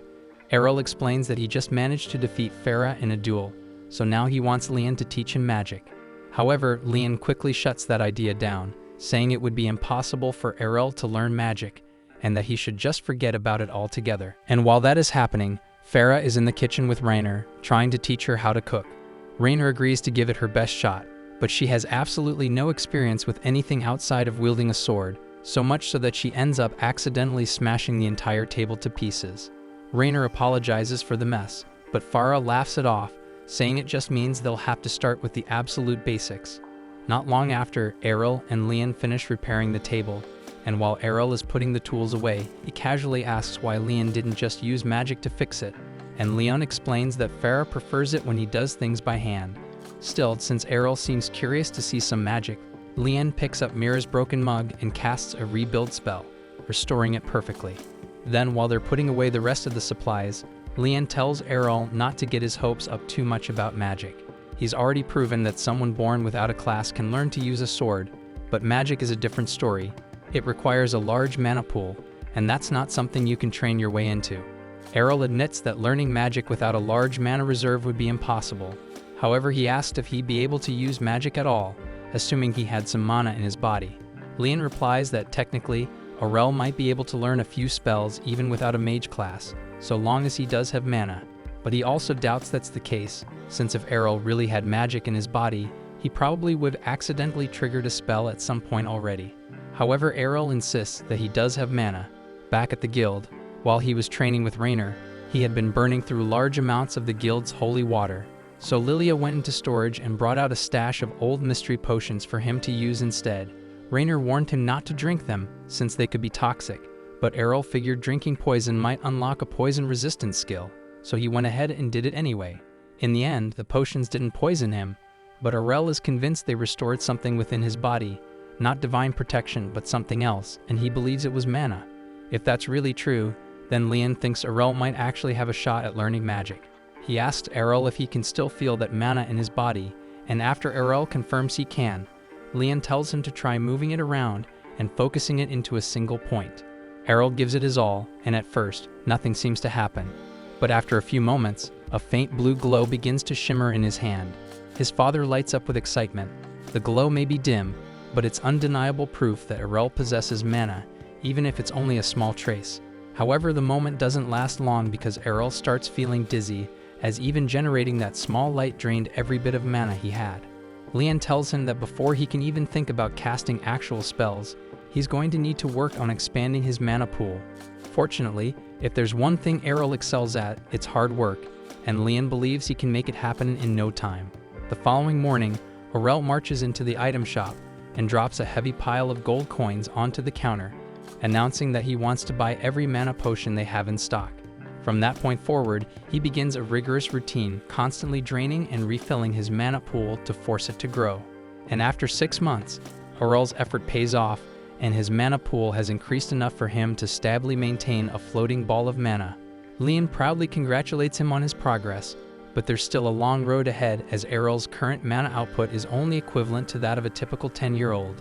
Leon then hands him a piece of parchment inscribed with Magiscript, the written language of magic, and explains how this will be different for him.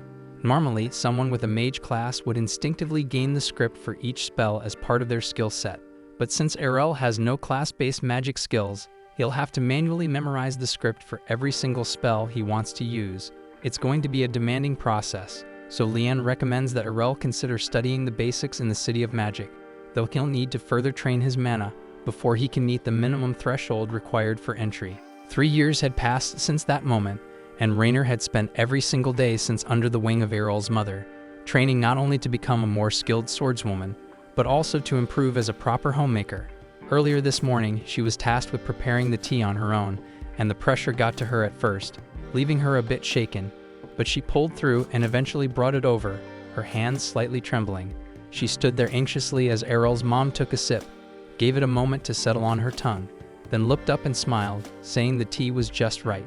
And Rainer hadn't expected such a small compliment to mean so much, but it filled her with more joy than she imagined. Her quiet little victory didn't last long though, as a sudden cry echoed from upstairs. It was Errol's younger sister Mira, yelling that Errol was gone. She'd gone to wake Errol, but his room was empty, and the only thing left behind was a note. Rainer and Errol's mom quickly read the short message, which simply said he was heading off to Arspel, the City of Magic, to begin his training. His mom's heart sank a little, hurt that he didn't even say goodbye, while Mira kept sobbing. That's when Rainer had a flashback to when she herself vanished years ago for Sword City Brescia, and how her choices must have hit her own family just as hard. Without hesitation, Errol's mom turned to her and said she never wanted Rainer to vanish like that. Rainer promised she wouldn't because she still had too much to learn from her. The older woman looked off in thought, remembering how her first daughter had left years ago, and now Errol had walked the same path. she couldn't help but wonder when, or even if, she'd see them again. Elsewhere, Errol was already riding out past the edge of the village, sitting beside the same night-turn driver from before, who looked both surprised and amused to see him again. Errol asked how long the trip would take, and the man estimated about 2 days. As the road stretched ahead, the driver couldn't help but remark how strange Errol was, how he went to Brescia, made a name for himself with jaw-dropping strength and talent, then ditched all the spotlight and came back to a tiny village no one's ever heard of. Then like smoke, he vanished for 3 whole years, and now here he was again, headed to Arsbel of all places. Errol just shrugged it off, saying he wanted to take a shot at the exams and see how he measured up against the rest. Out of nowhere, a red-haired kid pipes up and asks Errol if he's heading to the entrance exam for the Magic Academy too. He finds it odd though, since Errol looks way older than the typical first-timer. But before Errol even gets a chance to answer, a sharp-tongued, blue-haired girl jumps in, scolding the boy for being rude and assuming things, and she says it's clear that Errol must have been failing the exam year after year. Just as Errol opens his mouth to explain that this is actually his first time going to that city, the girl cuts him off again, saying it's really inspiring to see someone so weak still trying to push past their limits. The red-haired boy immediately snaps back at her, and the two start arguing like crazy while a green-haired girl steps in and tries to calm them down, but she doesn't get very far. The red-haired boy spins back around toward Errol and asks what kind of magic he's into, proudly stating that he himself uses red magic. That triggers a memory in Errol, and he starts recalling how his dad once taught him about the 6 main magic affinities.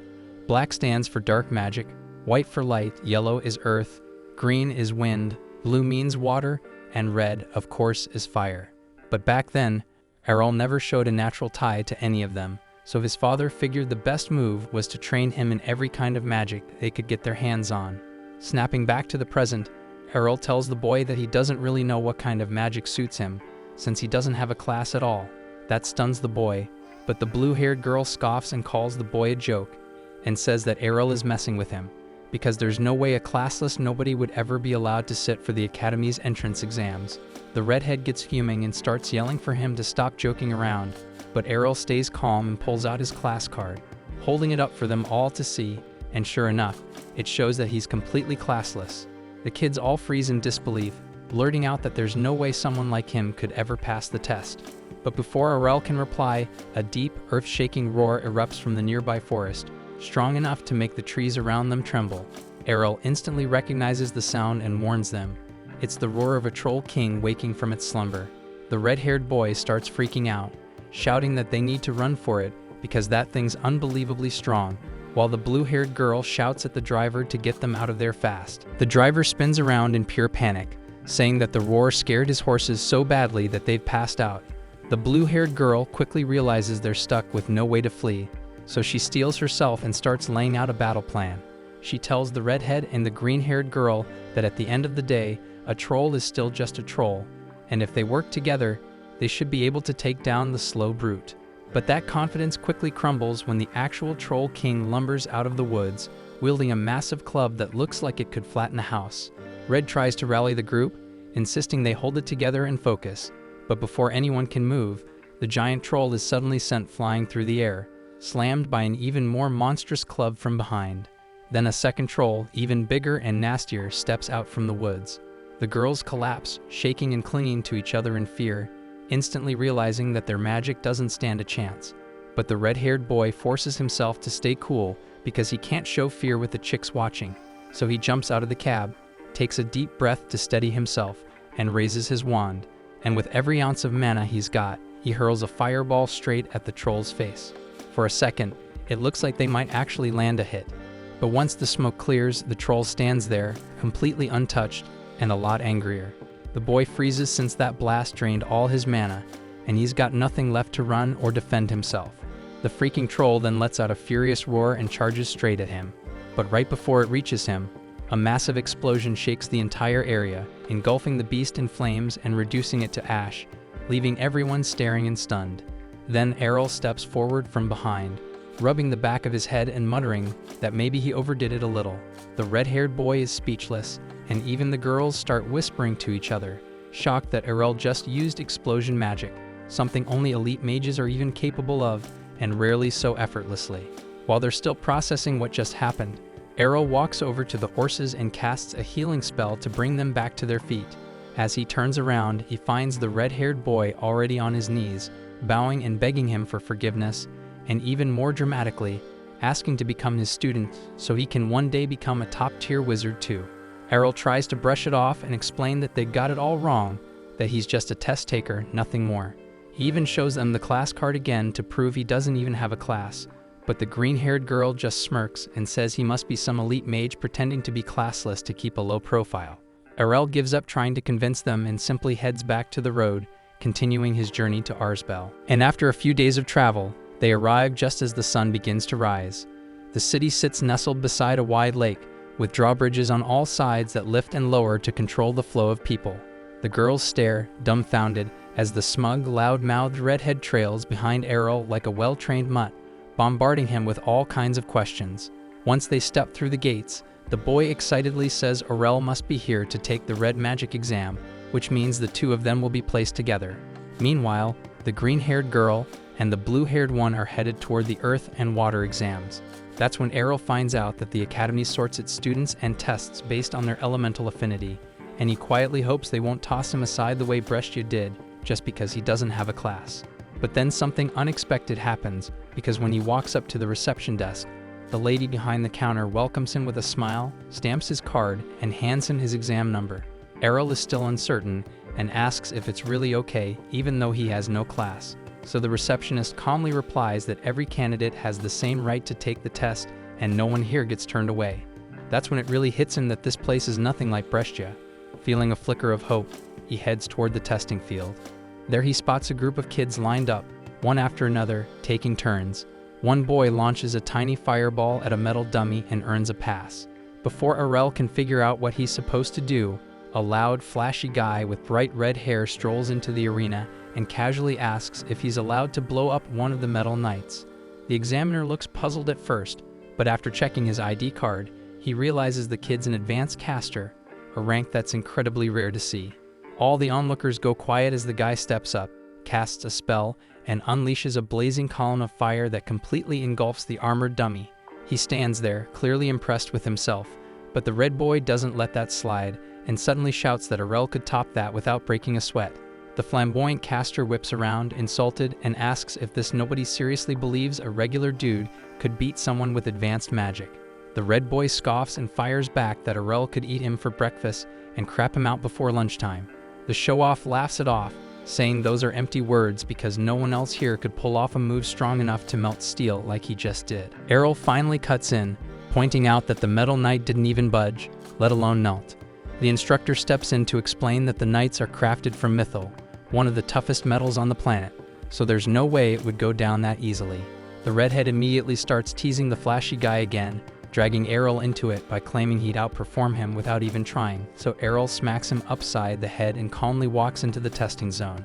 He decides to fire off the same spell that the arrogant guy used, which already gets everyone buzzing.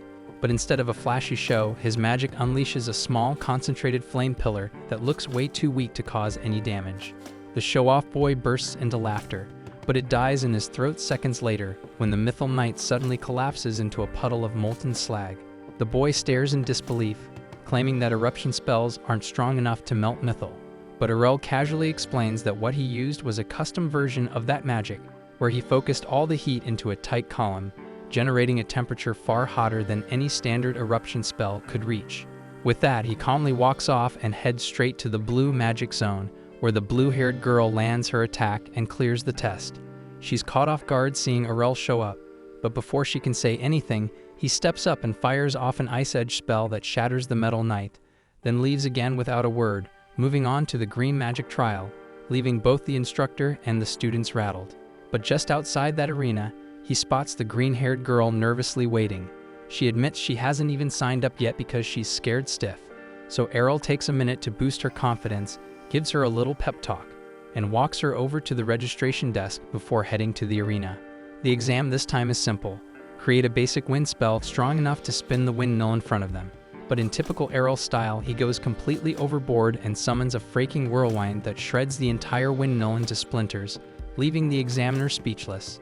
The green girl's up next, but her nerves kick in again, and she starts hesitating until Errol encourages her one more time and gives her a push. And thanks to that, she manages to pass as well. With those 3 schools out of the way, he breezes through both the Light and the Yellow Magic Academy without breaking a sweat, then makes his way toward the Dark Magic School. The place looks like a rundown ghost town from the outside, with not a soul in sight until he hears a strange noise coming from a nearby crate. Just as he's about to check it out, a creepy woman suddenly calls out, sobbing about her missing pet, and asks Errol if he's seen it anywhere. Caught off guard, Errol points toward the crate and says there's something moving in it. The woman wastes no time tearing it open and pulling out a bizarre, toad-like creature with limbs in the wrong places. Beaming with joy, she proudly tells Errol she created this chimera herself and asks if he thinks it's cute. Errol just forces a smile, but before he can say anything, he nearly jumps out of his skin when a skeleton suddenly appears behind him. Reacting on instinct, he swings his wand and lops its head clean off. The skeleton casually bends down to pick it up again while Errol stares in disbelief, asking if she's some kind of undead beast. She brushes it off and cheerfully introduces herself as Latalia, claiming she's just a lovely office lady who works here. When Errol asks about the exam location, Latalia explains that the Dark Magic Academy has no restrictions, so anyone can walk in and take the test, since they barely get applicants. And just like that, Errol successfully qualifies for all 6 schools, and once his full registration is complete, he steps outside, only to be immediately surrounded by the red-haired boy and the blue and green-haired girls, all of them bickering about which Magic Academy Errol is supposed to join since he passed their exams. But Errol stuns them all by revealing that he cleared every single test, and he's planning to attend all of them. The kids are left in shock, their whole view of things rattled by how insane Errol's goals sound. Not one of them actually thinks he's for real until he lays out every student ID he got from all 6 academies. That finally leaves them speechless, but they're still baffled about how any academy would let him be registered at multiple places at once. Errol assumes it's because each school keeps its enrollment info locked up, so none of them notice that he's already signed up somewhere else. Still, even with that loophole, Errol is stuck with a major headache because all of his class times clash with each other. Luckily, showing up only makes up 20% of the final mark, so as long as he destroys the exams, he should be in the clear. Colette points out that it won't be that easy, since the textbooks don't cover all the up-to-date material taught in class. Errol agrees, and asks if the kids would be willing to share their notes with him.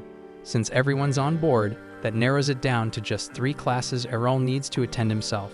On top of that, the Black Institute doesn't follow a fixed schedule, which means Errol only has to manage the White and Yellow schools of magic. As soon as they hear that, the 2 girls slip away for a private conversation, while Kato turns to Errol and asks him to take the first class at the Red School together. The girls already think trying to keep up with 2 prestigious schools at once is borderline insane, but Errol is just way too calm about all of it. After everyone finishes talking, Kato calls out to the group and says it's time for their first class. When they reach the Red Institute's lecture hall, Errol and Kato make their way toward the back to grab seats. But before they can sit down, that mage kid from the entrance exam calls them out. His name is Royce, and the moment he sees Errol, he points him out, saying there's no way what Errol pulled off during the test was legit. According to Royce, no inferior spellcaster should be able to outperform a high-level mage like himself. Errol stares at him, clearly confused, and casually says that he's not a spellcaster. That throws Royce for a loop, and he immediately assumes Errol must be an advanced class mage instead, since that would explain the high-level magic. But Errol says that he's not a mage either. Royce is left standing there, trying to process it all, before jumping to the next wild assumption. Errol must be some kind of ultra-high-rank archmage, but Errol denies that too. Now Royce is convinced Errol's just screwing with him, so when the teacher finally walks in to start class, Royce immediately speaks up and asks the instructor to confirm what class Errol actually belongs to. The teacher checks the class roster, and after finding Errol's name, he informs Royce that Errol is listed as classless, and Errol confirms it without hesitation. Royce is left stunned, completely speechless at the idea that the guy who outperformed him during the exam doesn't even have a class, but Kato just shrugs and tells him he'll eventually get used to Errol doing things that make no sense. Class is about to start, so the teacher tells everyone to find their seats and crack open their textbooks, because today's lesson is all about the finer points of Magiscript. Kato struggles to keep up with the complex runes the teacher is scribbling on the board, but Errol is cruising through it since he already learned all this stuff from his dad, so it's a breeze. Still, he's confused why there's even a lecture on this in the first place, because he thought anyone with a magic class got all this info automatically uploaded into their brain the moment they awakened.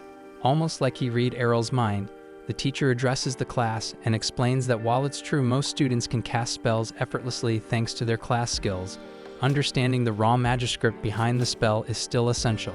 Mastering it allows you to fine-tune a spell's output and even modify its effects entirely, if you're skilled enough, and that instantly clicks for Errol. It's just like what he did during the entrance exam, and he didn't know it was considered advanced though, since his dad used to do it casually like it was nothing. After wrapping up the first lecture, Errol spends the rest of the day hopping between the other institutes to check out their classes. But honestly, most of them don't really teach him anything new. The only thing that catches his interest is the lesson at the Green Institute, and it's about flight magic. Errol perks up immediately, since that's one thing he's never actually tried before. Colette is completely baffled because she can't believe a guy who casually bends advanced level spells doesn't even know how to fly, but Errol tells her it's a long story. Turns out he asked his dad to teach him several times, but Leon flat out refused. The guy has an intense fear of heights and wouldn't touch any kind of flying spell even if his life depended on it. And when the lesson starts, the instructor tells everyone to spread out and picture themselves being carried upward by a rising gust of wind. With that visualization, and assuming they already have a flight skill that handles most of the spell work, taking off should be fairly simple. But for Errol, who has no such skill and has to do everything manually, the instructor's guidance isn't much help.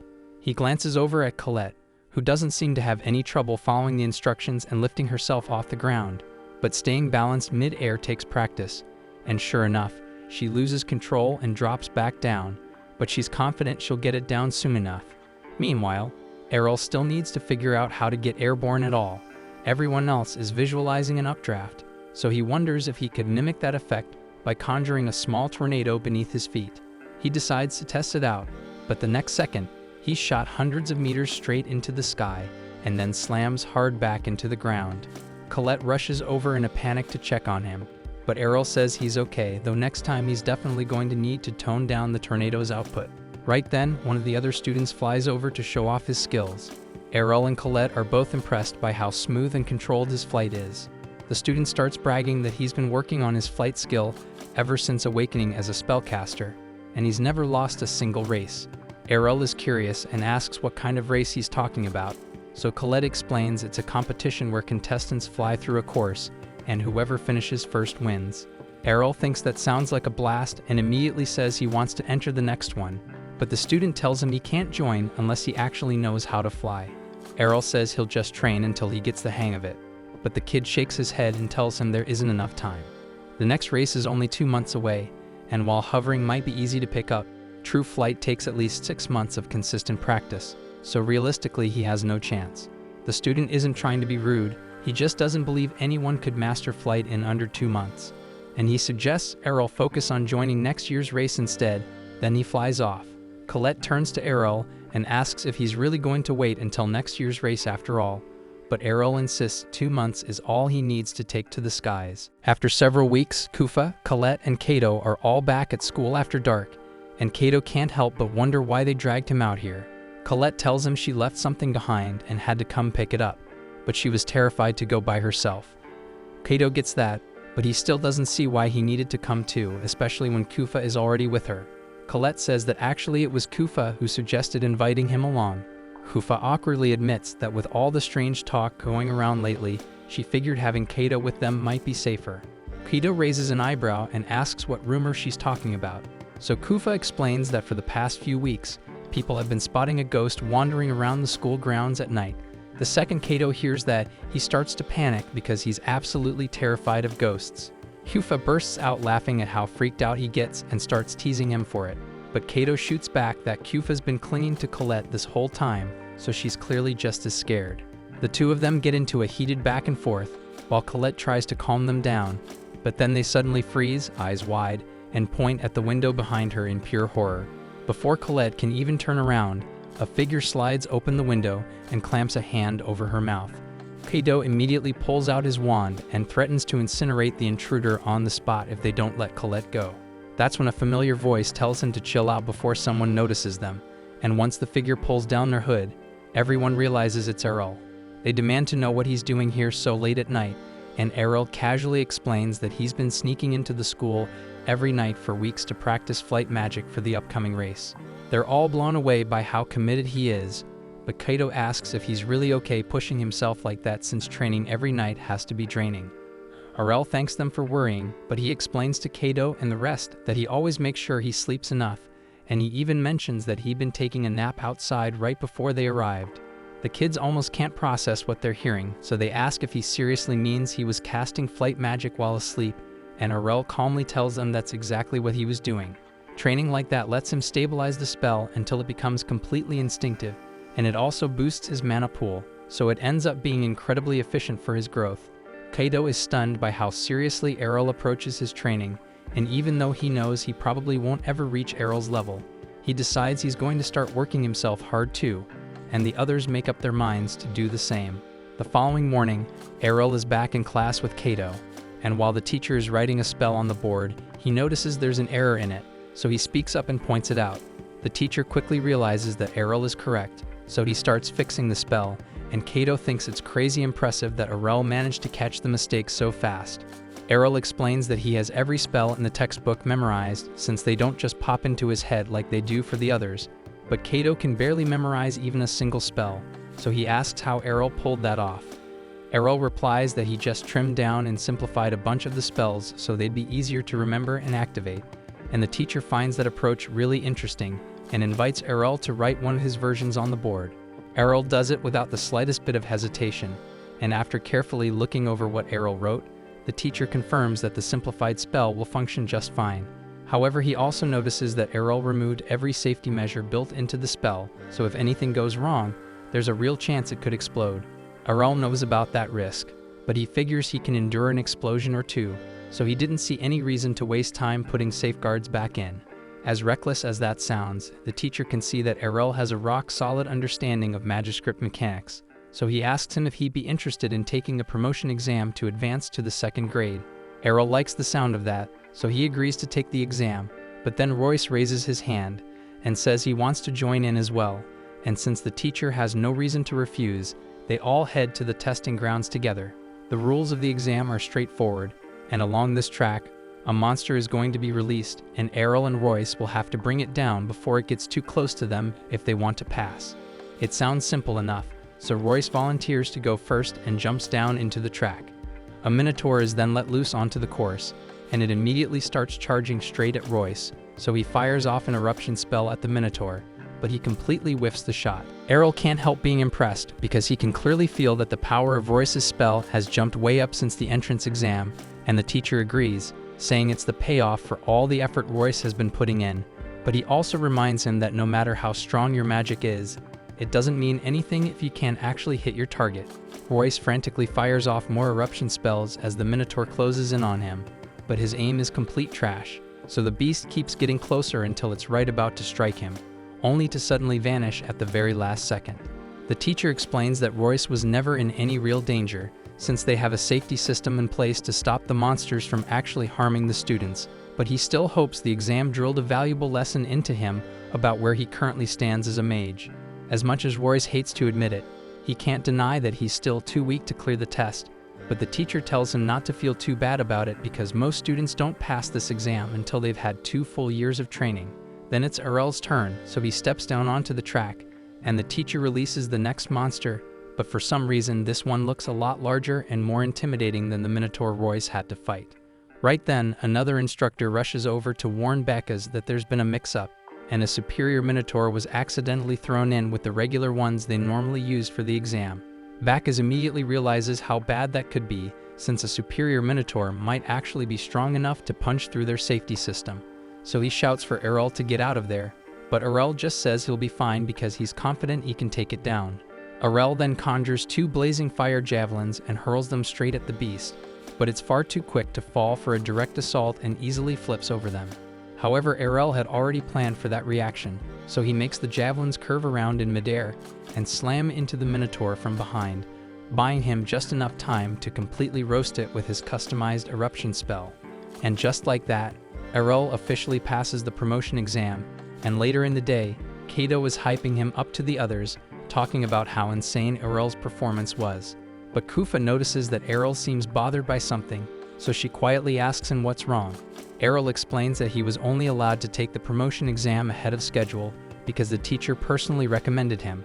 But that promotion only counts inside the Red Institute, so now he has to figure out how to convince the instructors at all the other schools to sign off on the same thing.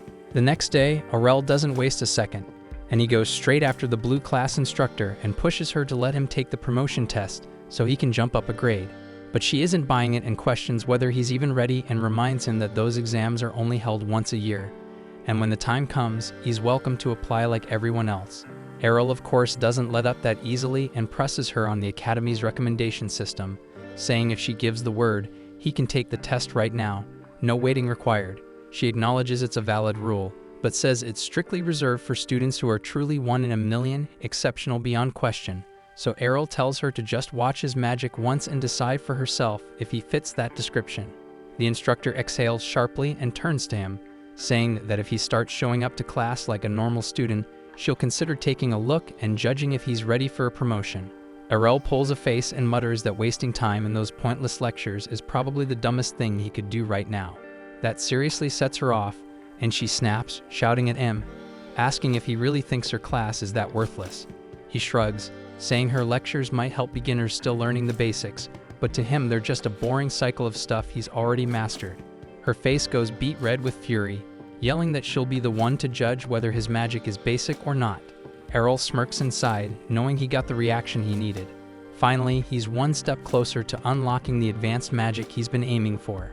She drags him straight to the training arena while Kufa watches from above, wondering why the hell Errol would go out of his way to piss off Hengel, the blue class mage, especially when she's only one step shy of becoming an archmage, a title that puts her near the top of the magical world.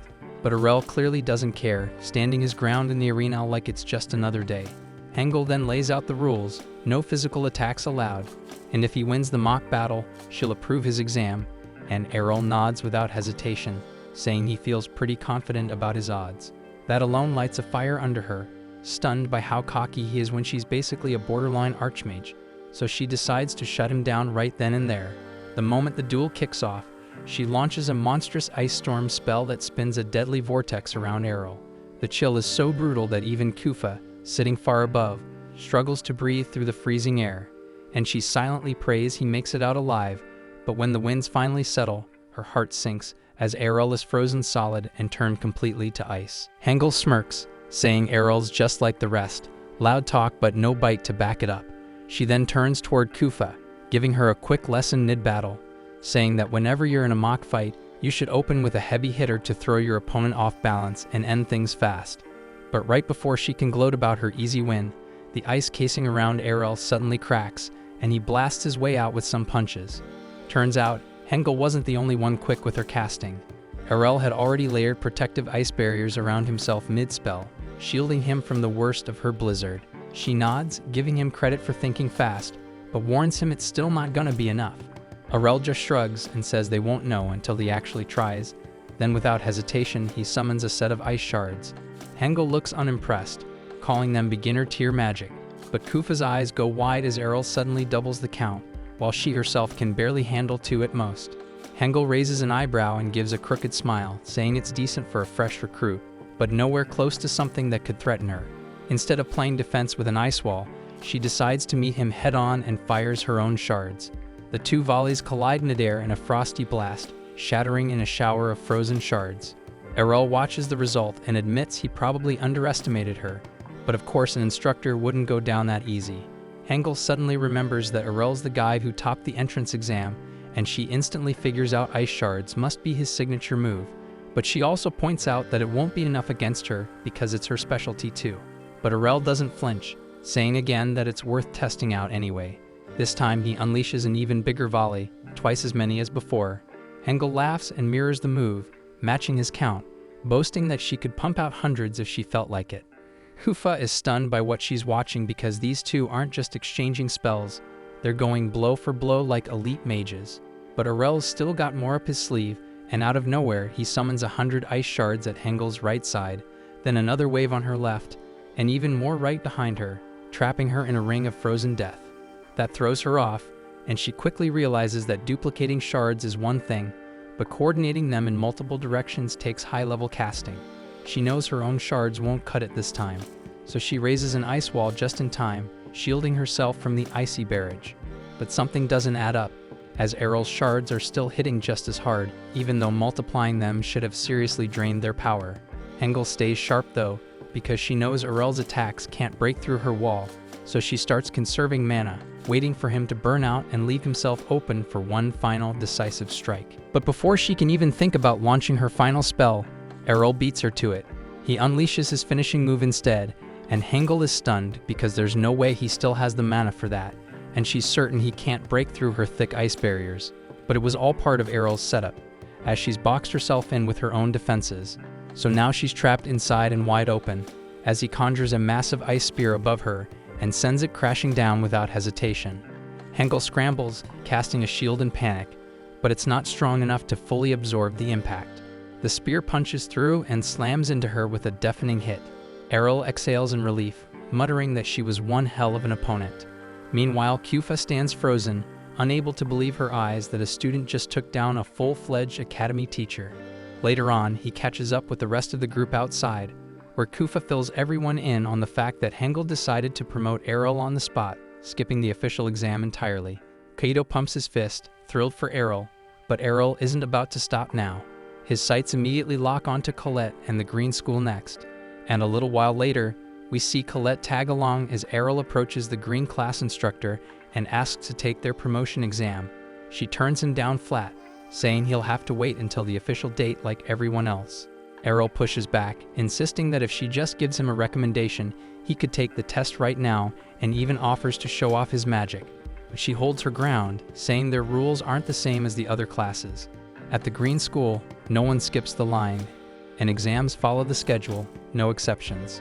Errol grumbles, asking if there's any way to get around that, and the teacher, clearly fed up, says only the headmaster can make that kind of call. Errol immediately starts plotting how to reach the headmaster, but the teacher cuts him off, warning that bothering the headmaster for no good reason could get him expelled. That shuts him up quick, until Colette quietly steps in with another option. She reminds him the Academy's annual flight race is right around the corner, and every year the winner gets a personal meeting and award from the headmaster himself. Errol lights up at the idea, thinking it's the perfect plan. Not only can you meet the headmaster, but he can prove himself in the process. The Green teacher chuckles, telling him not to get ahead of himself because there will be more than 300 people racing, and winning won't be easy, but Errol doesn't even flinch and says with a smile that he's going to win it at all costs. Eventually race day rolls around, and the participants line up as the announcer introduces the school's headmaster. He gives a short greeting, wishing everyone a safe competition and reminding them to keep things clean. Just before the race kicks off, that green-haired kid shows up again, strutting up to Errol and tossing more attitude, asking if he's here to make a fool of himself again. But Errol just stares, completely blank, as he doesn't even recognize him, and that makes the brat snap. Furious, he shouts his name Skake, and declares that he's destined to become the fastest mage in the world. And with that, the race begins, and the sky fills with flashes of magic as the racers shoot off into the air, some bumping into each other and tumbling out. All the more skilled flyers start pulling ahead through the chaos. One guy rockets forward like a missile but can't steer for anything, slamming right into a wall and getting disqualified on the spot. 15 contestants break away from the rest, leading the charge, and most of them are upperclassmen with high-ranking badges. But one of the professors named Dumble notices something odd. Two unfamiliar faces are up there, both first years, and they're none other than Errol and Skake. Skake can't believe Errol's still with them and demands to know how he's keeping up. But Errol calmly replies that everyone is just moving slowly on purpose.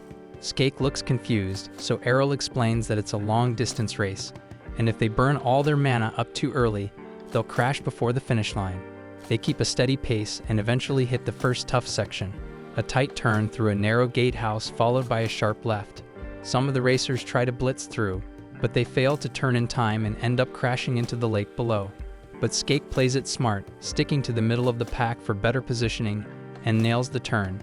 He grins, assuming Errol got wiped out, but to his shock, Errol's still right there beside him, smooth as ever.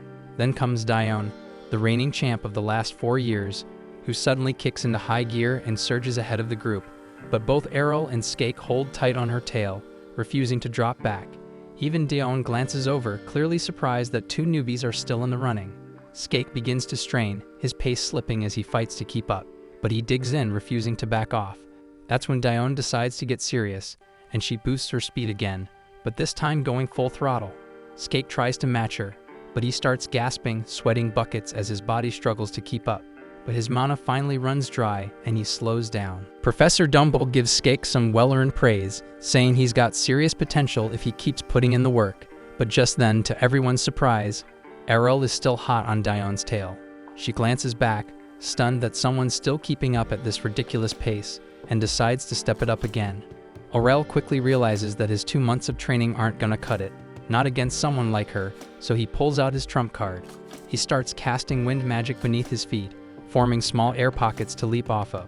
The technique gives him just enough lift and momentum to keep matching Daon's speed, staying right on her level. The commentator's totally lost, unable to make sense of what he's seen, but Dumble catches on fast. He breaks it down, explaining Errol's strategy, but adds that generating that kind of lift would normally require the leg strength of a top-tier swordsman, which doesn't add up. But what they don't know is that Errol never skips leg day, and he's not letting up as he keeps the pressure on Daon. Still, Dumble warns that the home stretch is coming up fast, and there's a nasty sharp turn before the finish, so at these speeds they'll crash if they don't start slowing down soon. Daon knows that too, and she holds her pace for as long as possible, but eventually eases up because she knows she'll wipe out if she doesn't. Errol, on the other hand, doesn't even flinch, and he barrels toward the corner at full speed, slams a wind pocket, and launches himself into the turn with perfect timing. It works, and he clears the final turn and crosses the finish line first, snatching victory. Daon finishes just behind him, but instead of being bitter about it, she walks over, shakes his hand, and congratulates him with a smile, wishing him luck in whatever comes next. Skake finally shows up too, crawling in at third place before collapsing to the ground, completely drained. A little later, the headmaster steps forward and awards Errol his medal and certificate. But Errol doesn't waste a second and asks right then for a promotion to second grade. The headmaster grins and says Errol's performance was outstanding, and he's more than earned it, and the promotion is approved.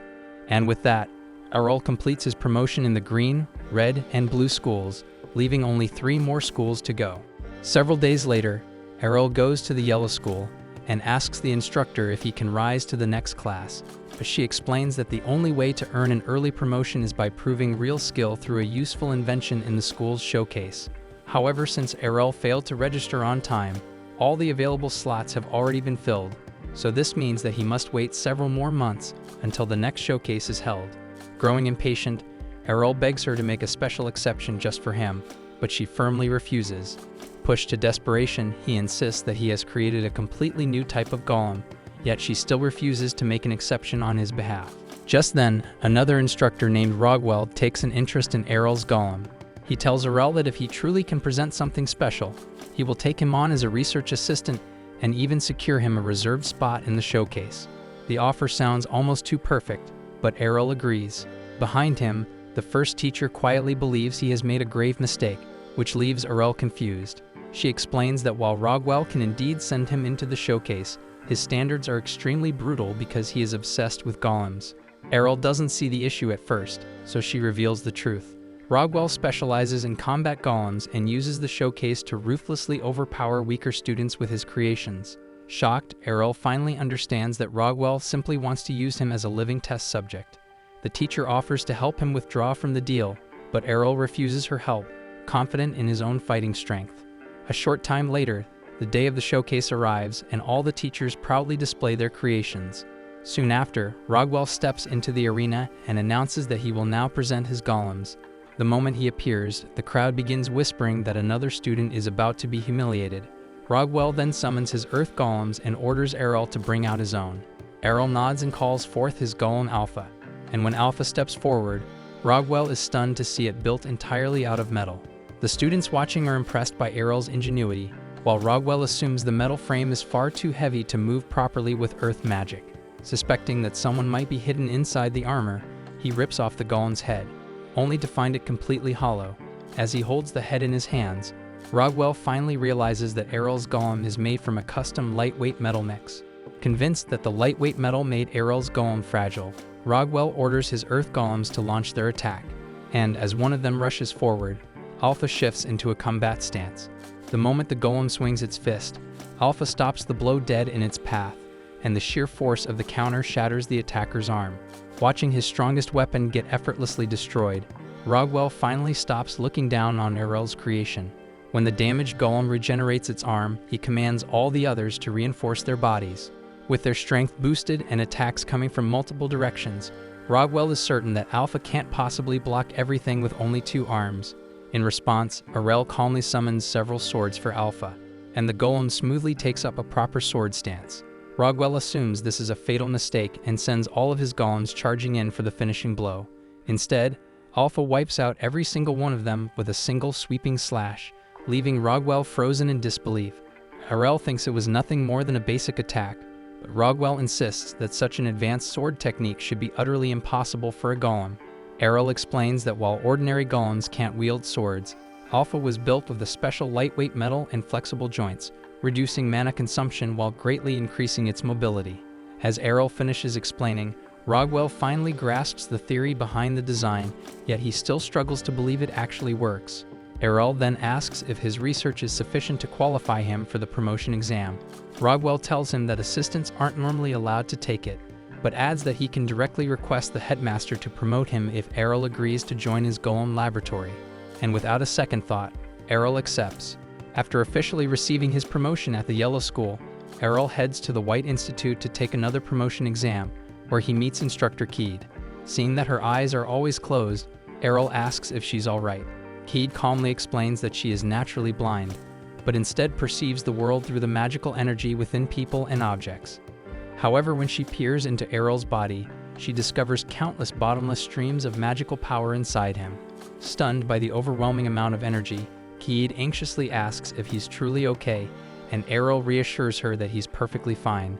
In the end, she decides to set aside the strange phenomenon inside him and leads him toward the trial slate. As they step into the shady cave, Keed begins explaining that the skeletons of fallen warriors once rested there, but after the cave was flooded with a massive concentration of mana, their bones became animated.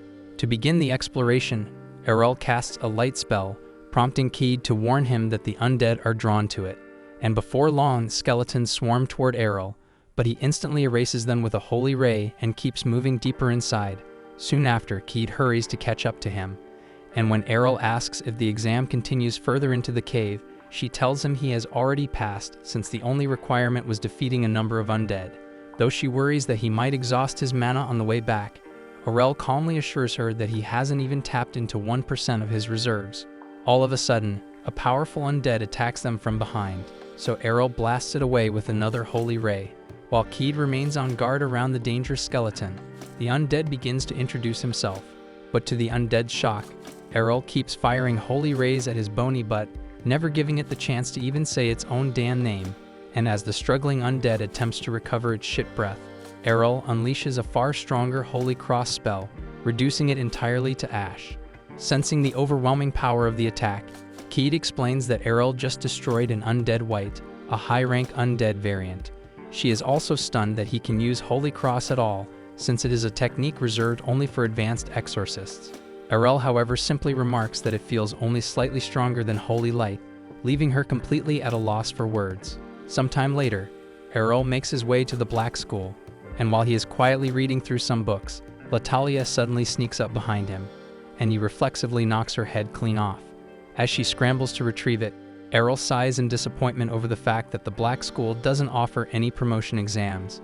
Leisha explains that they used to hold them in the past, but everything changed after their entire ranking system collapsed. As she grumbles about the school's low enrollment, Erel notices just how empty the building feels.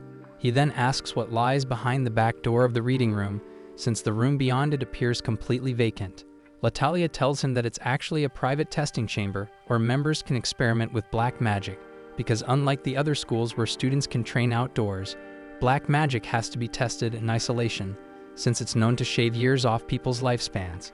With an empty room now at his disposal, Erel decides to use it as a demolition arena to experiment with advanced spells, and later on, he opens a random book inside the chamber, but quickly realizes it doesn't look familiar at all. As Erel opens the book, it suddenly erupts with a blinding glow that floods his vision, and when the light finally fades, the pages inside are left completely blank. Errol realizes that the book's magical energy has leaked into the air, and sensing an evil presence within that aura, he begins searching for it. Moments later, he spots a man floating in midair, who thanks him for setting him free. When Errol asks if he's a demon, the man confirms it without hesitation. The demon explains that Errol is the first person in years to touch the book that had been sealing him, and as a token of gratitude, he offers to grant Errol a reward. Errol dismisses the offer, showing no interest, which makes the demon smirk darkly. He tells Errol that he needs a living sacrifice to return to the demon realm, then suddenly lunges at him. Errol effortlessly blocks the attack and fires back with his wand, but when he tries to cast an explosion spell, it fails to activate. The demon then reveals that he has trapped Errol beneath a magical ceiling barrier that nullifies his magic. Realizing that spells are useless, Errol switches to direct combat. He swings his wand like a blunt weapon and cleaves straight through the demon's head in a single strike. Stunned, the demon quickly regenerates and reattaches it. Believing Errol to be a magic swordsman, the demon questions him, but Errol casually says he's actually classless and immediately starts beating him down. As the demon endures the relentless barrage, he insists that physical attacks won't work on him. Still, Errol keeps attacking like a man possessed, unleashing countless slashes on the overwhelmed demon. Shocked that it's still alive, Errol continues the assault without slowing down. Eventually, the demon is forced to shrink its body to conserve mana until Errol crushes it down to the size of a rat. At last, the demon admits defeat and begs for mercy, and Errol finally agrees to stop. As the demon breathes in relief, Errol places a strange seal on its stomach, explaining that he has now turned it into his slave. When the demon tries to resist, its entire body bursts into flames, and Errol calmly explains that it will suffer unbearable pain whenever it even thinks about betraying him. At that moment, Latalia walks in to investigate the noise and is shocked when she spots the demon, but Errol reassures her that there's nothing to worry about since he made it his familiar.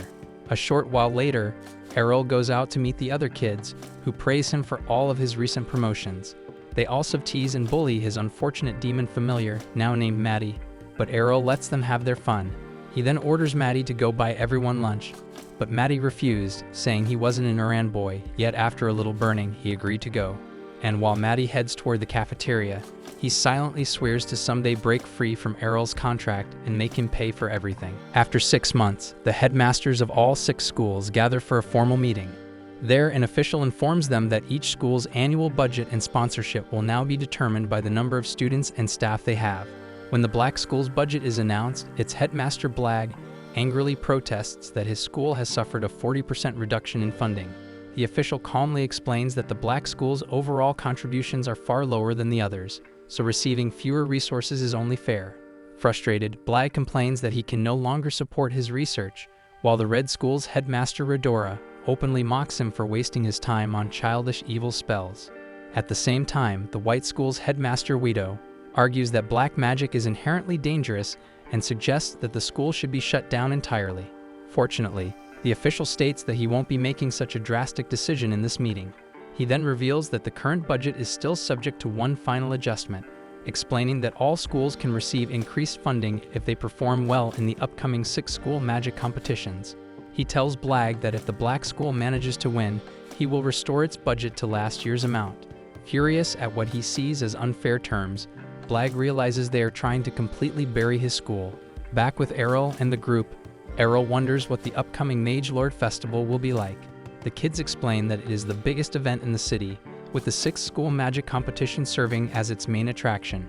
Kato asks Errol if he plans to participate, and Errol reveals that he will be competing in the rookie division. Excited to watch him fight, the kids begin arguing over which type of magic he should use, but Errol tells them that he has no intention of limiting himself to just one element. Curious, Maddie asks which school Errol will represent, so Errol replies that the headmasters have summoned him for a meeting the next morning, so he will likely find out then. Noticing Maddie's interest in the festival, Errol asks if he actually likes it, but Maddie brushes it off, claiming that demons don't care about human celebrations. Later that night, Blag sketches a bizarre magic circle on the floor, quietly talking about proving the true might of black magic. As he attempts to summon the strongest beast from the demon world, a writhing mass of flesh emerges from the circle. To his horror, it immediately lunges at him and devours him whole. Seconds later, the monstrous blob fully absorbs Blag, leaving it free to put the ignorant Magic City at risk. Thanks for watching. If you enjoyed the recap and are excited for the next episode, make sure to like, subscribe, and hit that notification bell so you don't miss our daily recaps.